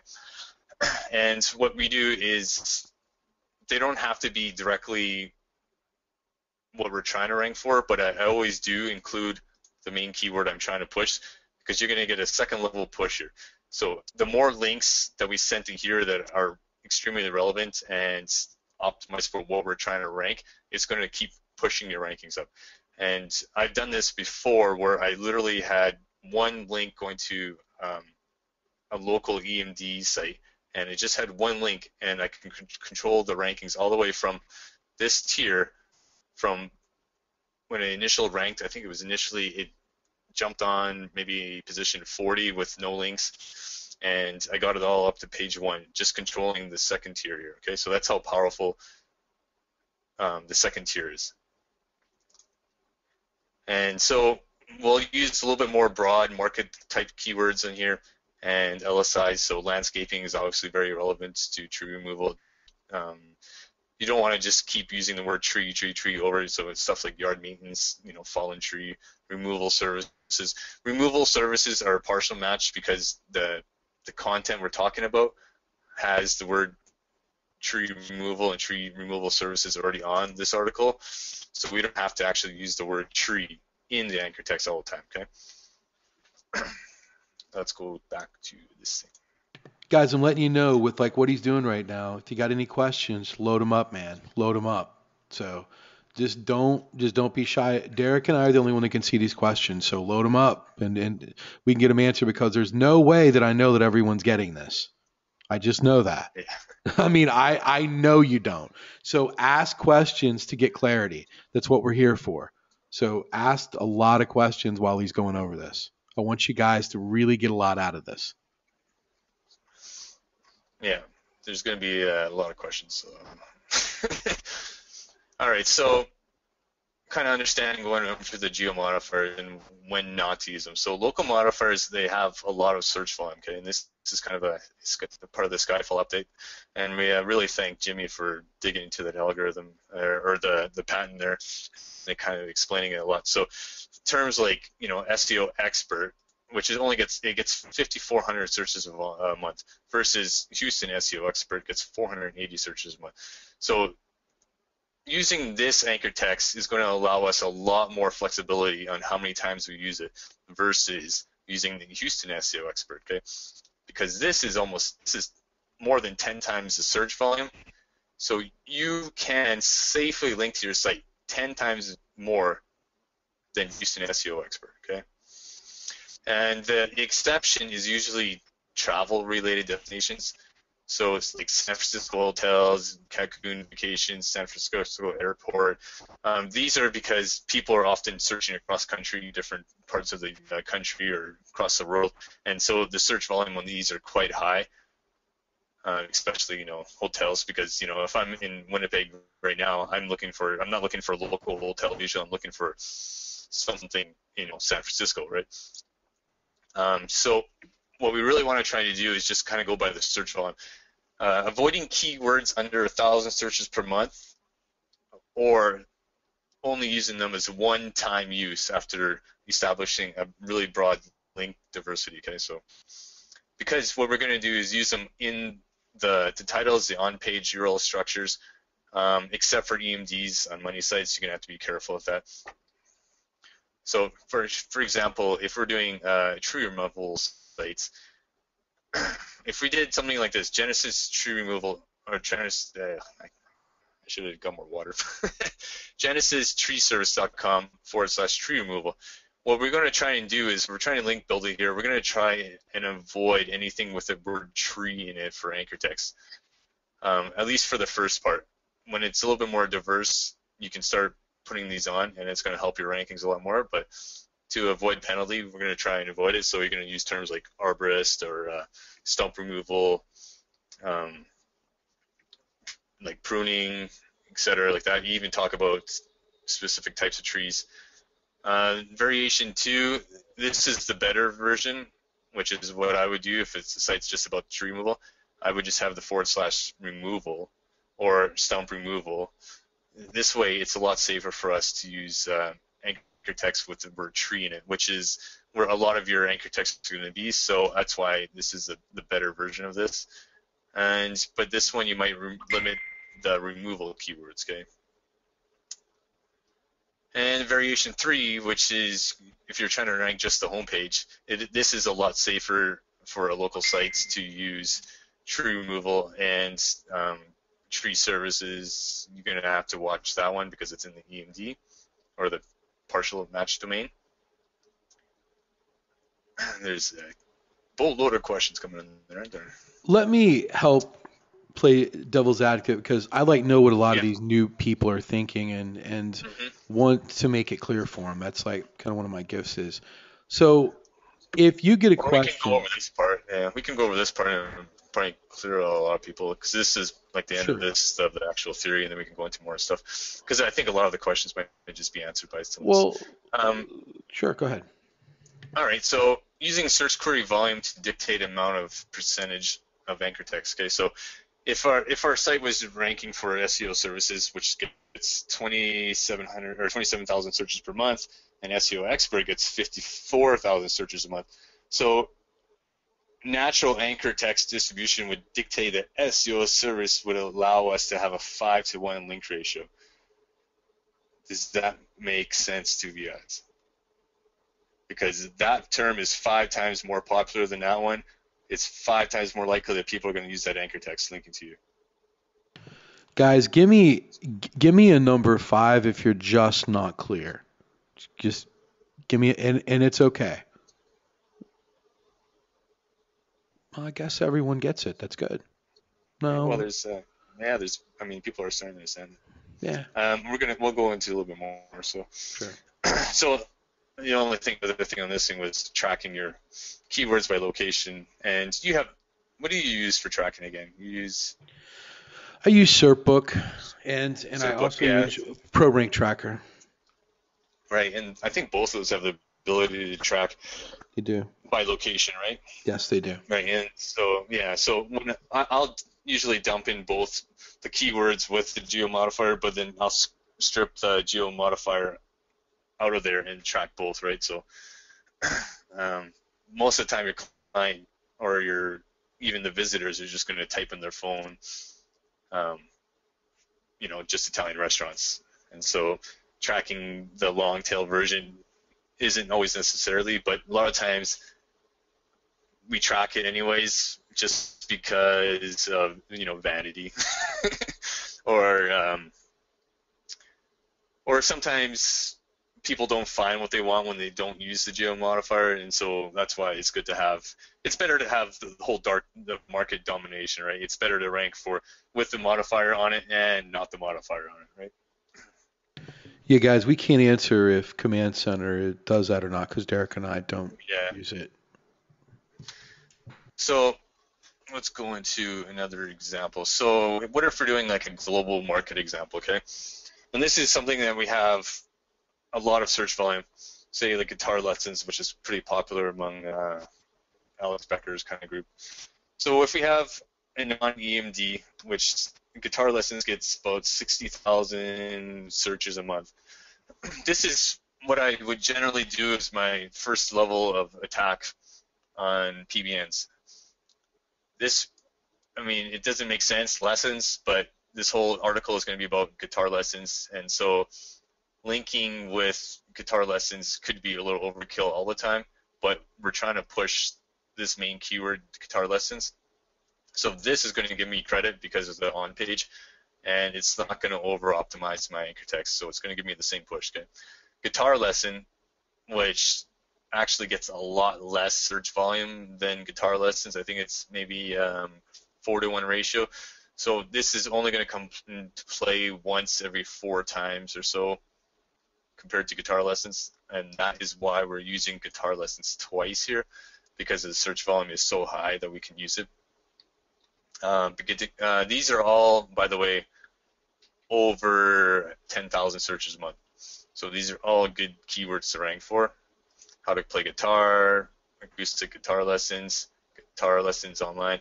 And you bet your butt I have every single one of these keywords on this money site, right? Beginner's going to be in there, lessons, obviously, how to play, acoustic.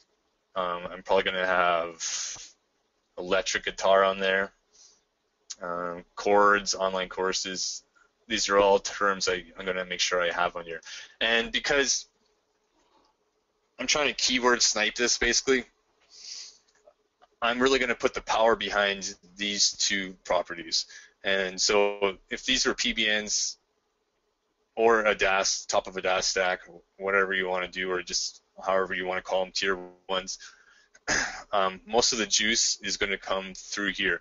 And what I kind of do this, when I kind of call it is like table ranking, where a table usually has 4 legs to it, and usually it only takes me 4 links to actually control the rankings of my whole site. And the rest here is mostly just about theming and getting the relevancy and diluting the anchor text, okay? So it's so I'm not going to over optimize, because just having 4 links with all guitar lessons, usually you're going to get over optimized, okay? And so the second tier on these can be just like before. This could be your DAS properties. You can be someone else's PBNs. Could be your second tier PBNs. And what we're going to do is use very broad market keywords, but we're going to repeat our same anchor text we're actually trying to push at least once in here. And so guitar lessons is going to be in both of these. But we're also going to talk about LSI, which is like music lessons, online courses, which is highly relevant because it's talking about guitar lessons, it's talking about online courses, okay? So this is still going to push you for online guitar lessons. It's going to push for guitar lessons online. It's going to be partial match. So, and the optimization is going to be exactly the same thing as we're talking about in local. So a little bit more on the locals page. This is kind of how I optimize my sites. So this here on the left-hand side is your one property. It doesn't matter if it's a Web 2.0. It doesn't matter if it's a PBN. It doesn't matter if it's a guest post in an authority site. Okay. This is how you kind of push the relevance of geo-specific data from one property to another property without actually using the anchor text. Okay. So, for example, I might have a title talking about Edmonton trees at risk for Dutch elm disease, and put my keyword there, - tree services. And then we link to an authority site based on Dutch elm disease or whatever you're doing. Okay, so this image is going to be highly relevant to that, but it's still going to have tree services in there. And usually, I ran out of room, but I usually put like say like a person treating Dutch elm disease, and then put tree services in there. And what we do is we have the keywords optimized on the contents. It's going to be a minimum 1%. Don't go above 3%. But usually you just have the keyword optimized content. So if we're trying to push tree services, I make sure I have that keyword tree services once minimum. And you want to have about 350 keywords as a minimum. And then on the same, this is the money site. So on this side, we're going to talk about a lot of the same things. So the relevancy is going to be really high. And this is going to say, you know, tree services, whatever your brand name is. And we might have a blurb about a link to a post about Dutch elm disease. And then we have relevant, this is another image. It's going to talk about tree services in Edmonton. And so we're going to have the same idea for keyword optimized content, where Edmonton and tree services is going to be about 1%. Do not overdo the geo-specific term. Okay, I usually only use it once. If I use it once, and then I think I need more specific data, I'll use, you know, like the state or province, or even sometimes like the zip codes, or the phone number is definitely important when it comes to local. So Edmonton address, make sure you have the phone number. That's probably one of the most strongest ties to local data. Okay, so, and your contact page, etc., is going to be talking about that, but we're just talking about link building. So kind of want to explain what I got on here, and this goes against a lot of the way people or SEOs think. So we have, I usually do like 3 links plus an authority site, and it's flexible. Sometimes I don't do it at all, sometimes I do it. But what I do is through correlation of other sites ranking. So if company A and company C are pretty much ranking for my term, and having my site in that bunch of sites is going to help with ranking my site, because what it's doing is relating all 3 of these documents together, saying that, you know, these are all tightly themed to tree services, and so that's sending us really strong signal that this money site here sure as heck should rank for tree services in Edmonton. So even also using these, you don't have to link these out, you can just list them, and you can put their phone number and their URL, but don't hyperlink it. But it's up to you. Sometimes I do, sometimes I don't. I just kind of mix it up. I think that's about it for this. I mean, we won't start covering the questions because it's like 1,000 questions. Well, why don't we do this first? Why don't we go Or you can ask me.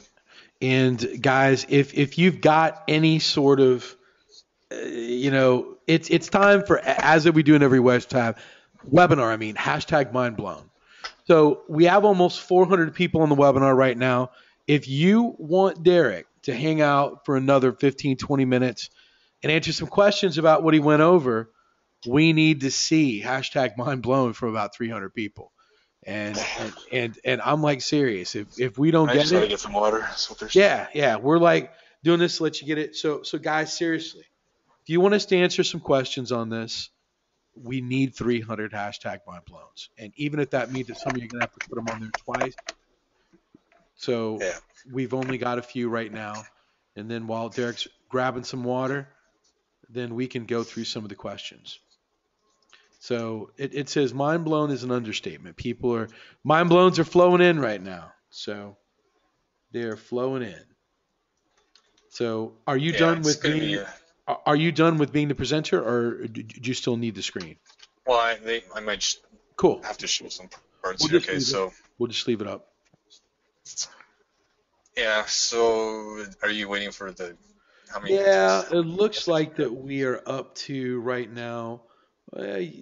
Yeah, we're probably about 150 shy still. Seems like that nobody wants to come over and thank you for what you've just done, even though that you're not getting paid for this, and you know that you're on your own time. So as soon as we hit 500 comments, we're at 350 right now. We will answer questions, and we'll give it about 3 minutes. If not, there's not enough interest. Just kind of like last week with hashtag explain. If there's not enough people wanting us to do questions, and we just don't do them. So I think you've went above and beyond with the information that you've got here. So, Joe Marfolio, what do you think about this while we're waiting on everything? I know that you're a stowaway. I know. I tried to come on secret, man, but it didn't work. You can't come on Man, secret. I think it's great, man. And actually, with Derek just showed, I just texted that last part about the competition. Mm-hmm. That's something that really does work. And I think the explanation was really good. I liked it a lot. I'm actually probably gonna sit down, and once this is uploaded, I'm gonna watch this a couple of times. Yeah. So that was great. Mm-hmm. Derek, I got a question for you for some of the newbies that just from sitting over here. And let's just say that we go back to, cottongrammar.com and that wants to rank for St. Louis SEO. We're just using it because everyone's familiar with that. So if someone's just starting out their site and they were wanting to go after St. Louis, just to give clarity to a lot of people, because I think it's going to illuminate them with the answers, is that you would probably start out trying to rank for SEO and not actually go after St. Louis SEO first, correct? Yeah, that's correct. So, like these ones here would be, I would probably just use the word SEO. Like these two, because it also, I think SEO has over 74, how many, I can't remember, it's over 100,000 searches a month. But right. Yeah, because I think people's relating to this a little bit more because that's what everyone's working on. And like, obviously, everyone wants to get their site number one. Right. And, you and I have both done this, and we're always using geo modifiers and stuff like that. So it's not whether a question it doesn't work anymore. It still works, but this works better. Right. And the way I changed it, where, I've, instead of using 50 PBN links, where I'm getting better results with 10. Right. So, guys, is this making sense to you? Did that question kind of put a light bulb off in your head now, or did you understand it before? Let me know. Everyone's saying yes. Did the light bulbs go off? Give me a 5. Because I want everyone to understand. Everyone's getting it. Yeah, so great. Like what I would do, usually come over to here, just type in SEO. Mm-hmm. You know what? I just kind of show you something how relevant, how AdWords or whatever this keyword planner is they're using LSIs a lot more. I found it's kind of an interesting example. What do you know what Cotton Grammar gets? Cotton Grammar, I haven't looked. I think is like 400 searches or something. But what do you expect the keyword to turn for relevancy usually? It's going to be like Cotton Grammar, SEO Cotton Grammar or something, right. like that, right? Yeah, I just think a lot of people just search me up just to, see what they can find out. But I just want to show you, this is kind of a practice of how good LSIs are coming out here. Like, so Cotton Grammar is getting 880 searches a month. But look at the keywords by relevance now. Wow. This is completely different results that they would have given you a year ago. SEO India. Yeah, they still need to do some tweaking over there at Google for that one. Yeah, but I mean, before it used to be more just like longer versions of it or something like that, right? So it used to be like Cotton Grammar scam. Yeah, but now that's like moved up this, a lot. Yeah, I didn't realize it was almost 1,000. I'm like actually getting more than some major cities for that are for SEO. Like I don't even think Little Rock SEO, right? Yeah, exactly. What I want you guys to understand is also is just to tell you like what Derek's talking about. And I've always known this, and I've never just kind of said it. And this goes with what Derek's kind of trying to tie into, is that when I first started St. Louis SEO, there was only 440 searches last year. And what a lot of you guys don't understand is OMG has manipulated St. Louis SEO and Chicago SEO searches because, as I said when I spoke before in other webinars, you guys don't realize, that me, Mike, and like all those guys, we're on a lot of sales webinars, and we use my site for an example. So what's like happening is after these webinars, people are going in and they're searching for my name and they're doing other stuff. And in my opinion, any city, they're helping you. Right. any city that doesn't have at least 600 or 700 searches in it for city SEO, it's my opinion, and this is an opinion, I haven't tested this yet. I say it's all other SEOs searching for their own rankings. That's all it is. So when you get someplace that has 500, I want you to think about it. If you've got 15 SEOs checking their rankings every day and for 30 days, that's right around 400 or 500. So that doesn't mean, in my opinion, that any customers are searching for that.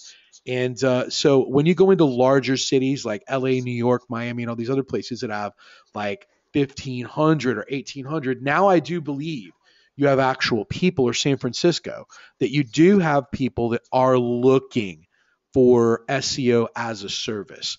But if you're in a town that 500, 400, chances are that's just the other SEOs searching for their own rankings in that particular area. Are you guys following me on that? Give me a number 5 if that makes sense. You got to think that your trackers are manipulating the search volume as well, right? So if you start tracking for your own town, that thing's going out at least once per day. Sometimes they go out twice per day, and it's actually going to change how much search volume is going to get. So I mean, if you want to get technical, you can actually increase the search volume so make it safe. But Sure. But if you're getting problems, so like if you have a really low market that doesn't have any search volume, usually you just click over to the ad groups idea, and this is going to give you a bundling of different types of keywords you can get, and these are highly relevant, because if Google thinks it's important enough to group into a keyword set, you sure as heck can usually link with them.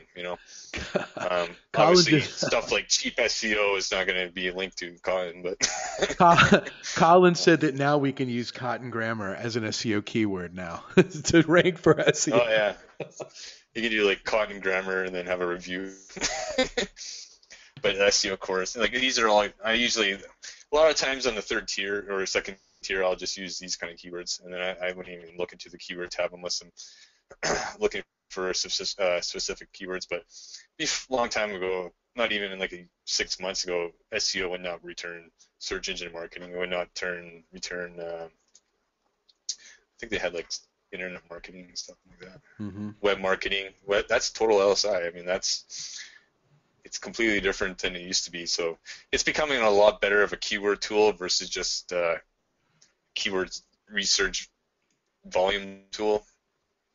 If that makes sense. Yeah. Look at this. That's not even different. It's true. CEO. Someone wants to know, how do you help prevent over-optimization when your company name URL includes exact match? Okay, so if you're starting with EMDs, what you're going to try to do is start like with a broad match. So let's see this, maybe this one. Say if this one was Edmonton.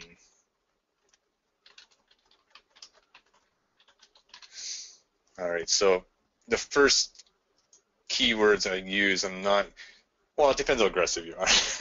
So sometimes you can use tree removal, but I'm only going to use that once for a while. So what I would do is usually start with working with my other stuff like stump grinding. They're going to be the arborists.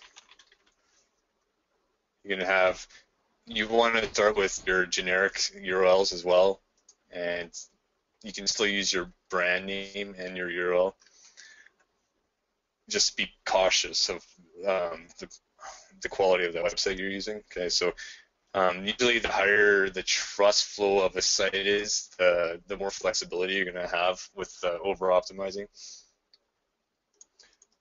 So something else like arborists, let's see, pruning services.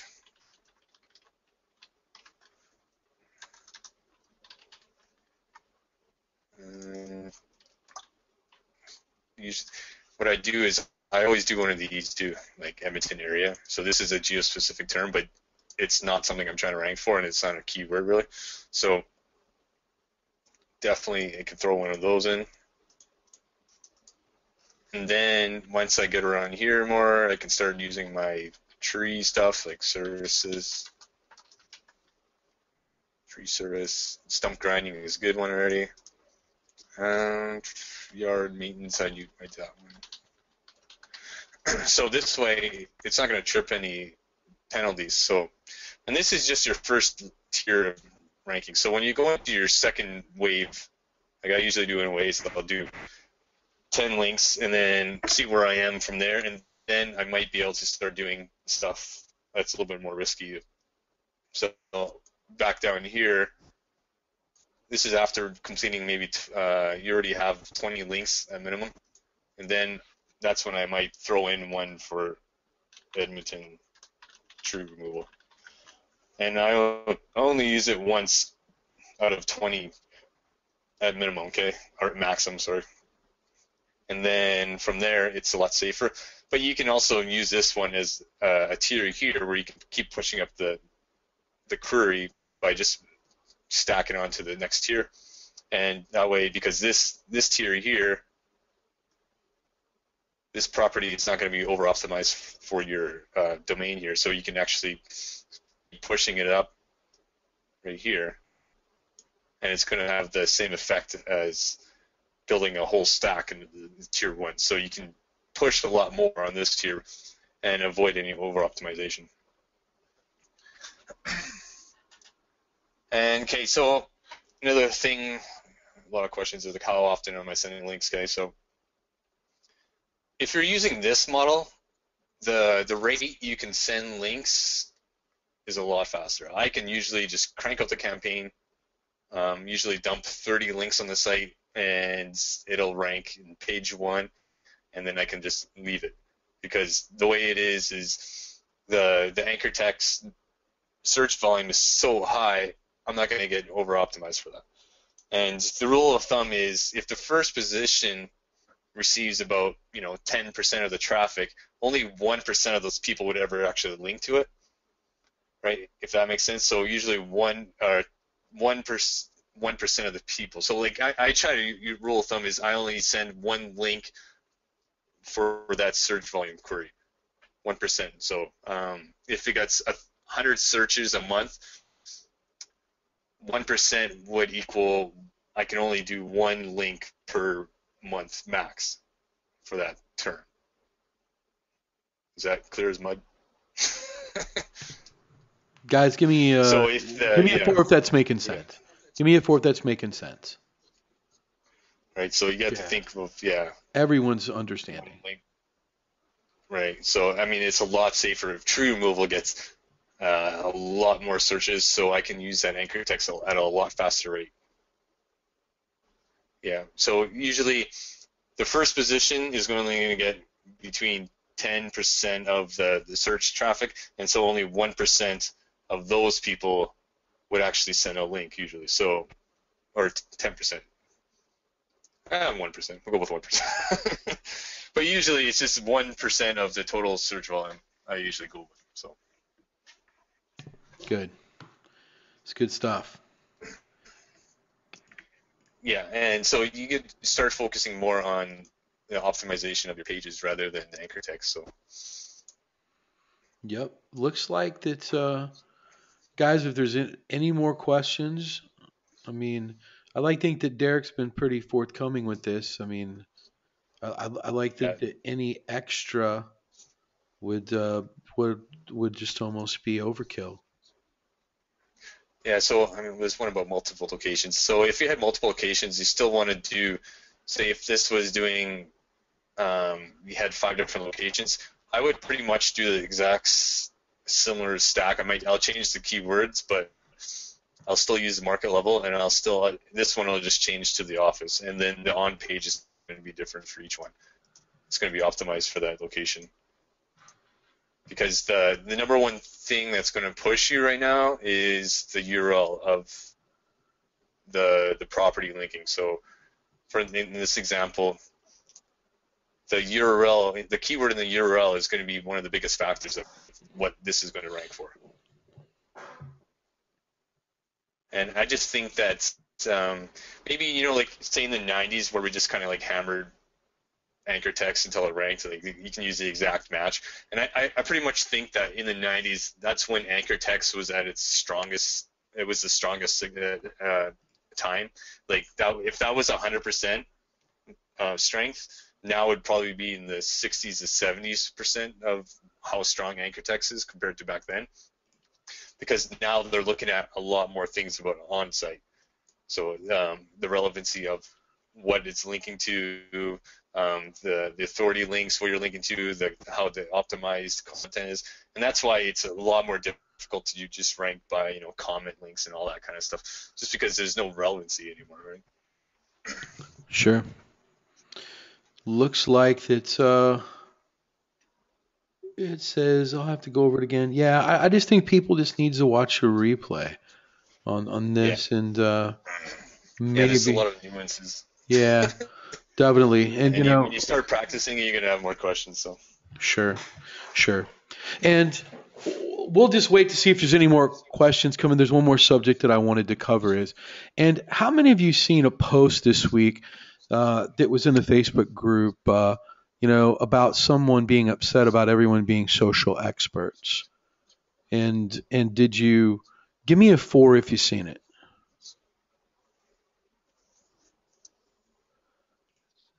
Great. And give me a 1 if you agreed with it, 2 if you don't agree with it.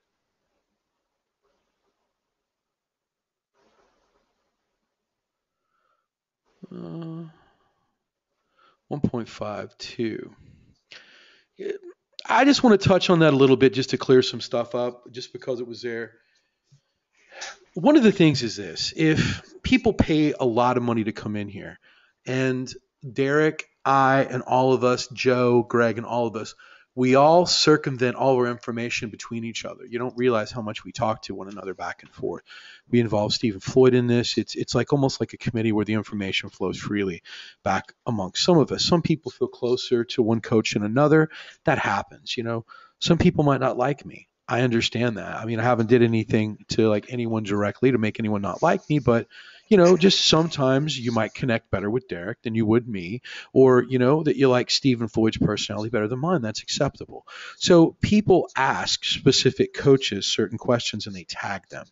And when they tag them, no one wants to give a chance for the coach to answer the question. So when these coaches are tagged, let them answer it. And the reason that I say this is it's okay for people to wait. No one needs their question answered in seconds. We're not Domino's trying to deliver pizzas to people, and patience is needed. We're all very busy. Derek runs a very successful SEO business. So do I. So does Greg. We don't live on Facebook because we can't. We're off actually not professors. We're actually living what we're teaching. And that's why what we do is so valuable to you, because we're out in the field doing it, and we don't do theory and we don't talk opinion. And I don't like opinions. I like real concrete answers. So when people comes in and they ask, hey, I sold my business. Do you know? Well, I read an article that says this. Well, that other dude could have searched for that. What he's wanting to hear from is someone like Tim Schmidt, who's actually sold a business. Or someone saying, there's a problem with a lot of people that might be in Project X, but they're not in Project J or Director's Cut. And they might say, hey, I want to know where, Cotton's webinar was, where he talked about Tumblr training. And someone posts a link that leads outside of OMG because they have no clue that we just went over Tumblr's the night before. So in other words, when I see someone that tags me for a question and I see that there's 14 wrong answers, it makes me, and this is very hard for me to talk about because it's controversial. I get weary because I'm like, I don't want to tell 14 people that they're wrong and call out all these people and put me on the spot and I look like a bad guy. So I just stay away from answering questions and answer questions privately. And I know Joe's on here and he feels the same way. Gregory Ortiz, Derek, I've talked to all of them. And specific people want specific questions, and I appreciate everyone trying to help, but opinions are not what they're looking for. They're wanting to know fact. And, if someone says, hey, should I buy an Apple or or Windows, that's different. But if someone says, hey, I don't understand video proposals, and I've told you that that I've done a split test with over 400 plus videos on like times of what you should do, and other people go wrong answer. It's just strange to me. It's just very, very, very strange when they're talking about theory and they're only talking that they've only did 15 videos. They have no analytics backing with it. They have no science behind their answer. And I always like science behind their answer. Derek has it, and we all do. So that's what it all comes down to, is that we want to get people the right information, and please let the coaches. Fletch is out living, he's like running a huge agency also. Give us time to answer the questions. And when people come in and answer it, I don't want to go in and say wrong answer. This is what I do. It just makes me feel uncomfortable. Give me a number 5 if you can understand that. Right. I don't, I really like everyone, and I want to go out of my way just helping everyone that I can. I know Derek does too. Don't you feel the same way, Joe? No, he's gone. No, he's here. Yeah, no, exactly. I mean, I've been in the group for a while, and the hard part is when someone asks a question and then somebody gives an answer, like you said, it's the wrong answer, and sometimes that person will even argue with you. And it's like, it's to the point it's very frustrating because the person asking the question now is led down a path to some frustration. And the whole thing we try to do is remove that frustration as much as possible. Right. And give you things and content and steps to do because we've done it to make it easier for you. But if someone's out there and they have an opinion or they think this is good and they post it, it can lead somebody off. And when you've been doing this for a while, you know exactly when someone knows what they're talking about and what they don't. And you don't want to insult people. You don't want to call them out. But yeah, it's definitely a very tricky thing. And yeah, right. And I think it's good, Cotton's talking about it because I think it definitely needs to be talked about. I mean, I genuinely care about everyone, and I want to get everyone the right information, and I really want everyone to get the right information. And I'm so grateful that we have so many people that try to jump in and help. That's really not what it's about. But we all circumvent our information and validate it. I validate my SEO with Derek and Stephen Floyd and Fletch and Greg, and I asked all of them. I said, hey, look, I'm like doing this. Does this make sense to you? I'm doing it and it's working. Oh, I've been doing that. Oh, I'm doing it and I'm doing it. I just don't tell you, hey, look, here it is, unless I've got so much data to back it up that they just trust me. Like Derek comes to me and asks me sales questions, said, hey, what do you think about this? I'd like come to Derek to ask about tactical stuff that might be out of my scope. Derek is one of the most brilliant minds in SEO that I know. He's absolutely mind-bending, and I respect his opinion. And if Derek was to tell me, Cotton, you're wrong about this, I'd go, well, I'm wrong then. Derek is spending literally, hours and hours and hours and hours and hours and hours testing SEO, and Greg the same way. And so I respect their opinions more than anything because they're at the front lines getting the information. I'm at the front lines for you getting client information and like other stuff. And I know that we have some amazing salespeople here, but I'm specifically burning sales guys. This is what I want you to understand. I'm burning sales for you so I can get the right information about, proposal times, about what to say, about why you should never give the price in a video and such forth. And I've done it for the validity of information to like give back. And it's not an opinion saying, oh, well, I just started and I've been doing this and it works. Well, that's okay. And it does work, but we've kind of fine-tuned it down to where it's a very sharp sword. And if you swing it, it can even cut through metal. So I don't want anyone to stop posting and helping or doing anything. But, give the coaches a time to answer the question if they're tagged. That's who they requested. And make sure that the information that you're giving is backed up in science, and that you've tested it backwards and forwards. And we want you. And the reason why OMG is such an amazing place is the helpful people here, but we want you to get the right information. And I'm not saying that you're getting the wrong information, but if Joe Martfolio, who literally, in my opinion, I don't know anybody that makes more at lead gen than Joe Martfolio. If Joe Martfolio told me, Cotton, you're wrong about that, or here's how I do it, I'm like, well, damn, Joe's right. Because I know Joe makes more than anyone at lead gen that I know personally. Now, is there anyone else that's probably out there making more money than me selling SEO? Perhaps. I mean, I don't know. I'm not an expert. I'm not God. I'm not the authority on be all. But guys, please just take some time and slow down. And I know you're trying to be helpful, but slow down. People can actually wait a little bit for Fletch to have a few moments to answer questions, Joe or anyone else if they're tagged and asked. And in between, I just don't want to tell 10 people that they're wrong. I just kind of avoid the whole question and just like, I just want to go, oops, I'm not going to try to tell 10 people that they're wrong because now I've embarrassed 10 people. And it's a very slippery slope to be on. And some like people have the fortitude to do that. Just go, guys, all of you that have posted above are 100% incorrect. I'm not that way. So that's why. So just be prepared for that. And guys, I also want to put this out there.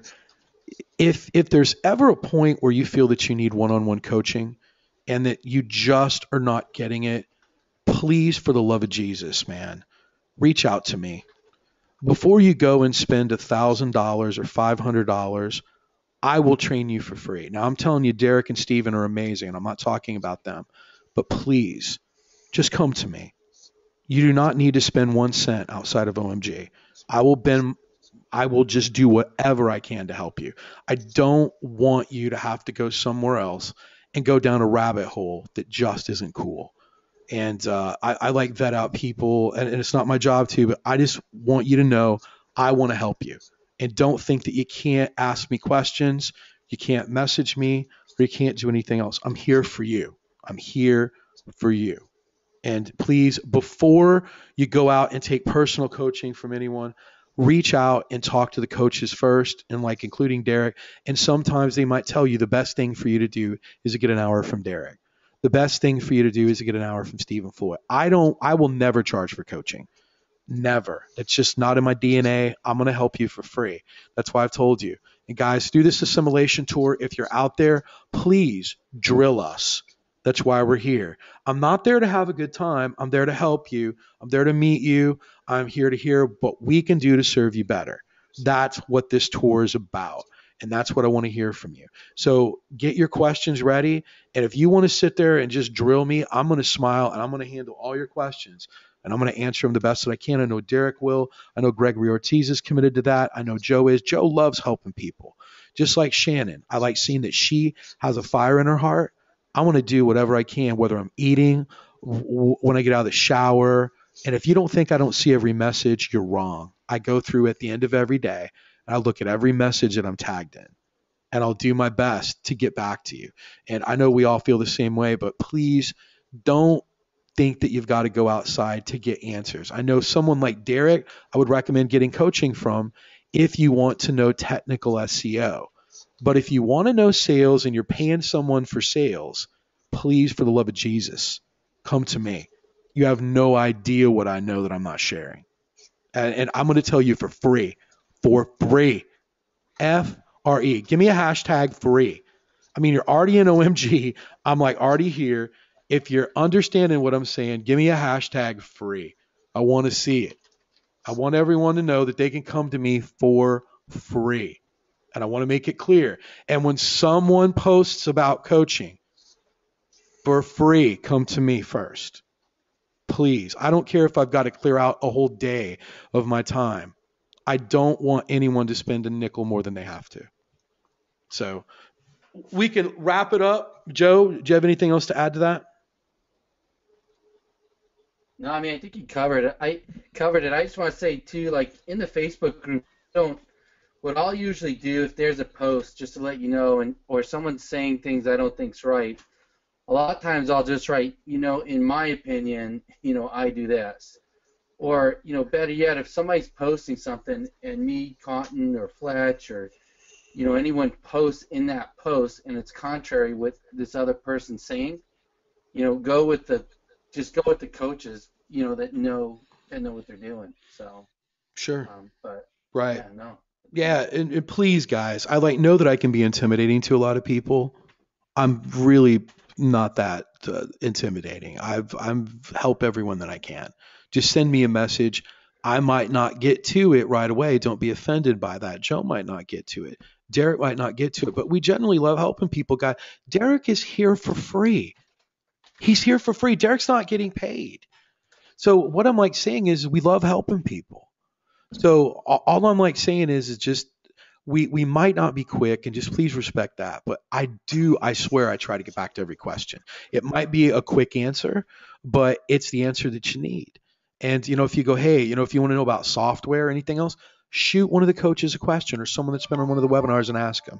And so that's all I want to say. So with that, And sure. I want to add something too to what Cotton's saying. Is me and Cotton talk a lot, and I know he does. What he's saying is what he tells me all the time. About he's concerned for everyone in the group, and and even certain individuals when he sees them struggling, he's concerned about. So it's not lip service. And to have someone like that in your corner with what he's doing, you have a millionaire, who does this for a living, and he's willing to go out of his way for you. I mean, that's huge. So I just want to add that to it. But I want to add this, and I'm probably going to edit it out, but I want everyone to hear it. The main reason why that I feel that you don't see a lot of coaches posting their answers in OMG is the contradictory answers that we get when we do, and the people that have already answered our questions for us, and we don't want to tell 25 people that they're wrong. It's a very difficult situation to be in. So just remember that. So, if it just send me a personal message or whatever, but I generally want to help people. Joe does, Derek does, Gregory Ortiz does, we all do. And please show up to the assimilation tours and ask questions, guys. That's what we're there for. This is a free event. It's a free event. You don't have to pay a cent. And, you're going to be able, and I want you to ask questions. I was in Orlando, and I can tell you this. Do you know that I only got 2 questions the entire time? Tell me that's not a hashtag mind blown. I mean, I don't know what vibe I'm pushing out there that's freaking everybody out. The truth. I was there. It was just 2. Yeah, I don't know what vibe I'm pushing out that's freaking people out. But dudes, I'm serious. I'm not going to punch you in the face. At least not very hard. So just remember that. Nor is Derek. Don't be intimidated by anybody. Jimmy's going to be there. Come up and talk to Jimmy. Come talk to Mike. Ask questions. Get value of these tours. I want you to get value, and that's what they're for, is to give you value. So I'm going to be at every one. Mike's going to be at every one, and Liz is going to be at everyone. I know that Joe and Gregory are plan on being at 90% of them. So, Derek is going to be there on Saturday. If they're going to be there, I think you're insane if you don't try to buy Derek a drink and just try to keep him as long as you can. You need to be like a psycho boyfriend with a hot chick and just box him off and start asking questions. I mean, seriously. Derek, are you going to get mad if people drills you with questions? I expect nothing but that. See, right. And it's weird. What if you got there, Derek, and no one asked you any questions? Wouldn't you kind of be shocked? Yeah, I get bored and leave. Right. So guys, please just know this. We're here for you. We care. Just ask questions and just take advantage of the fact that we're doing these for you for free. And we wouldn't waste our plane ticket, guys. Derek's flying to Dallas on his own dime. I'm flying on my own money. I'm paying for my hotel. This is costing us several $1,000s to show up there, and we know because you're doing it too. The exact amount of money that it's costing you guys to fly in is costing us to fly in, and we're doing it because we care and we want to help you. So that's all I wanted to say.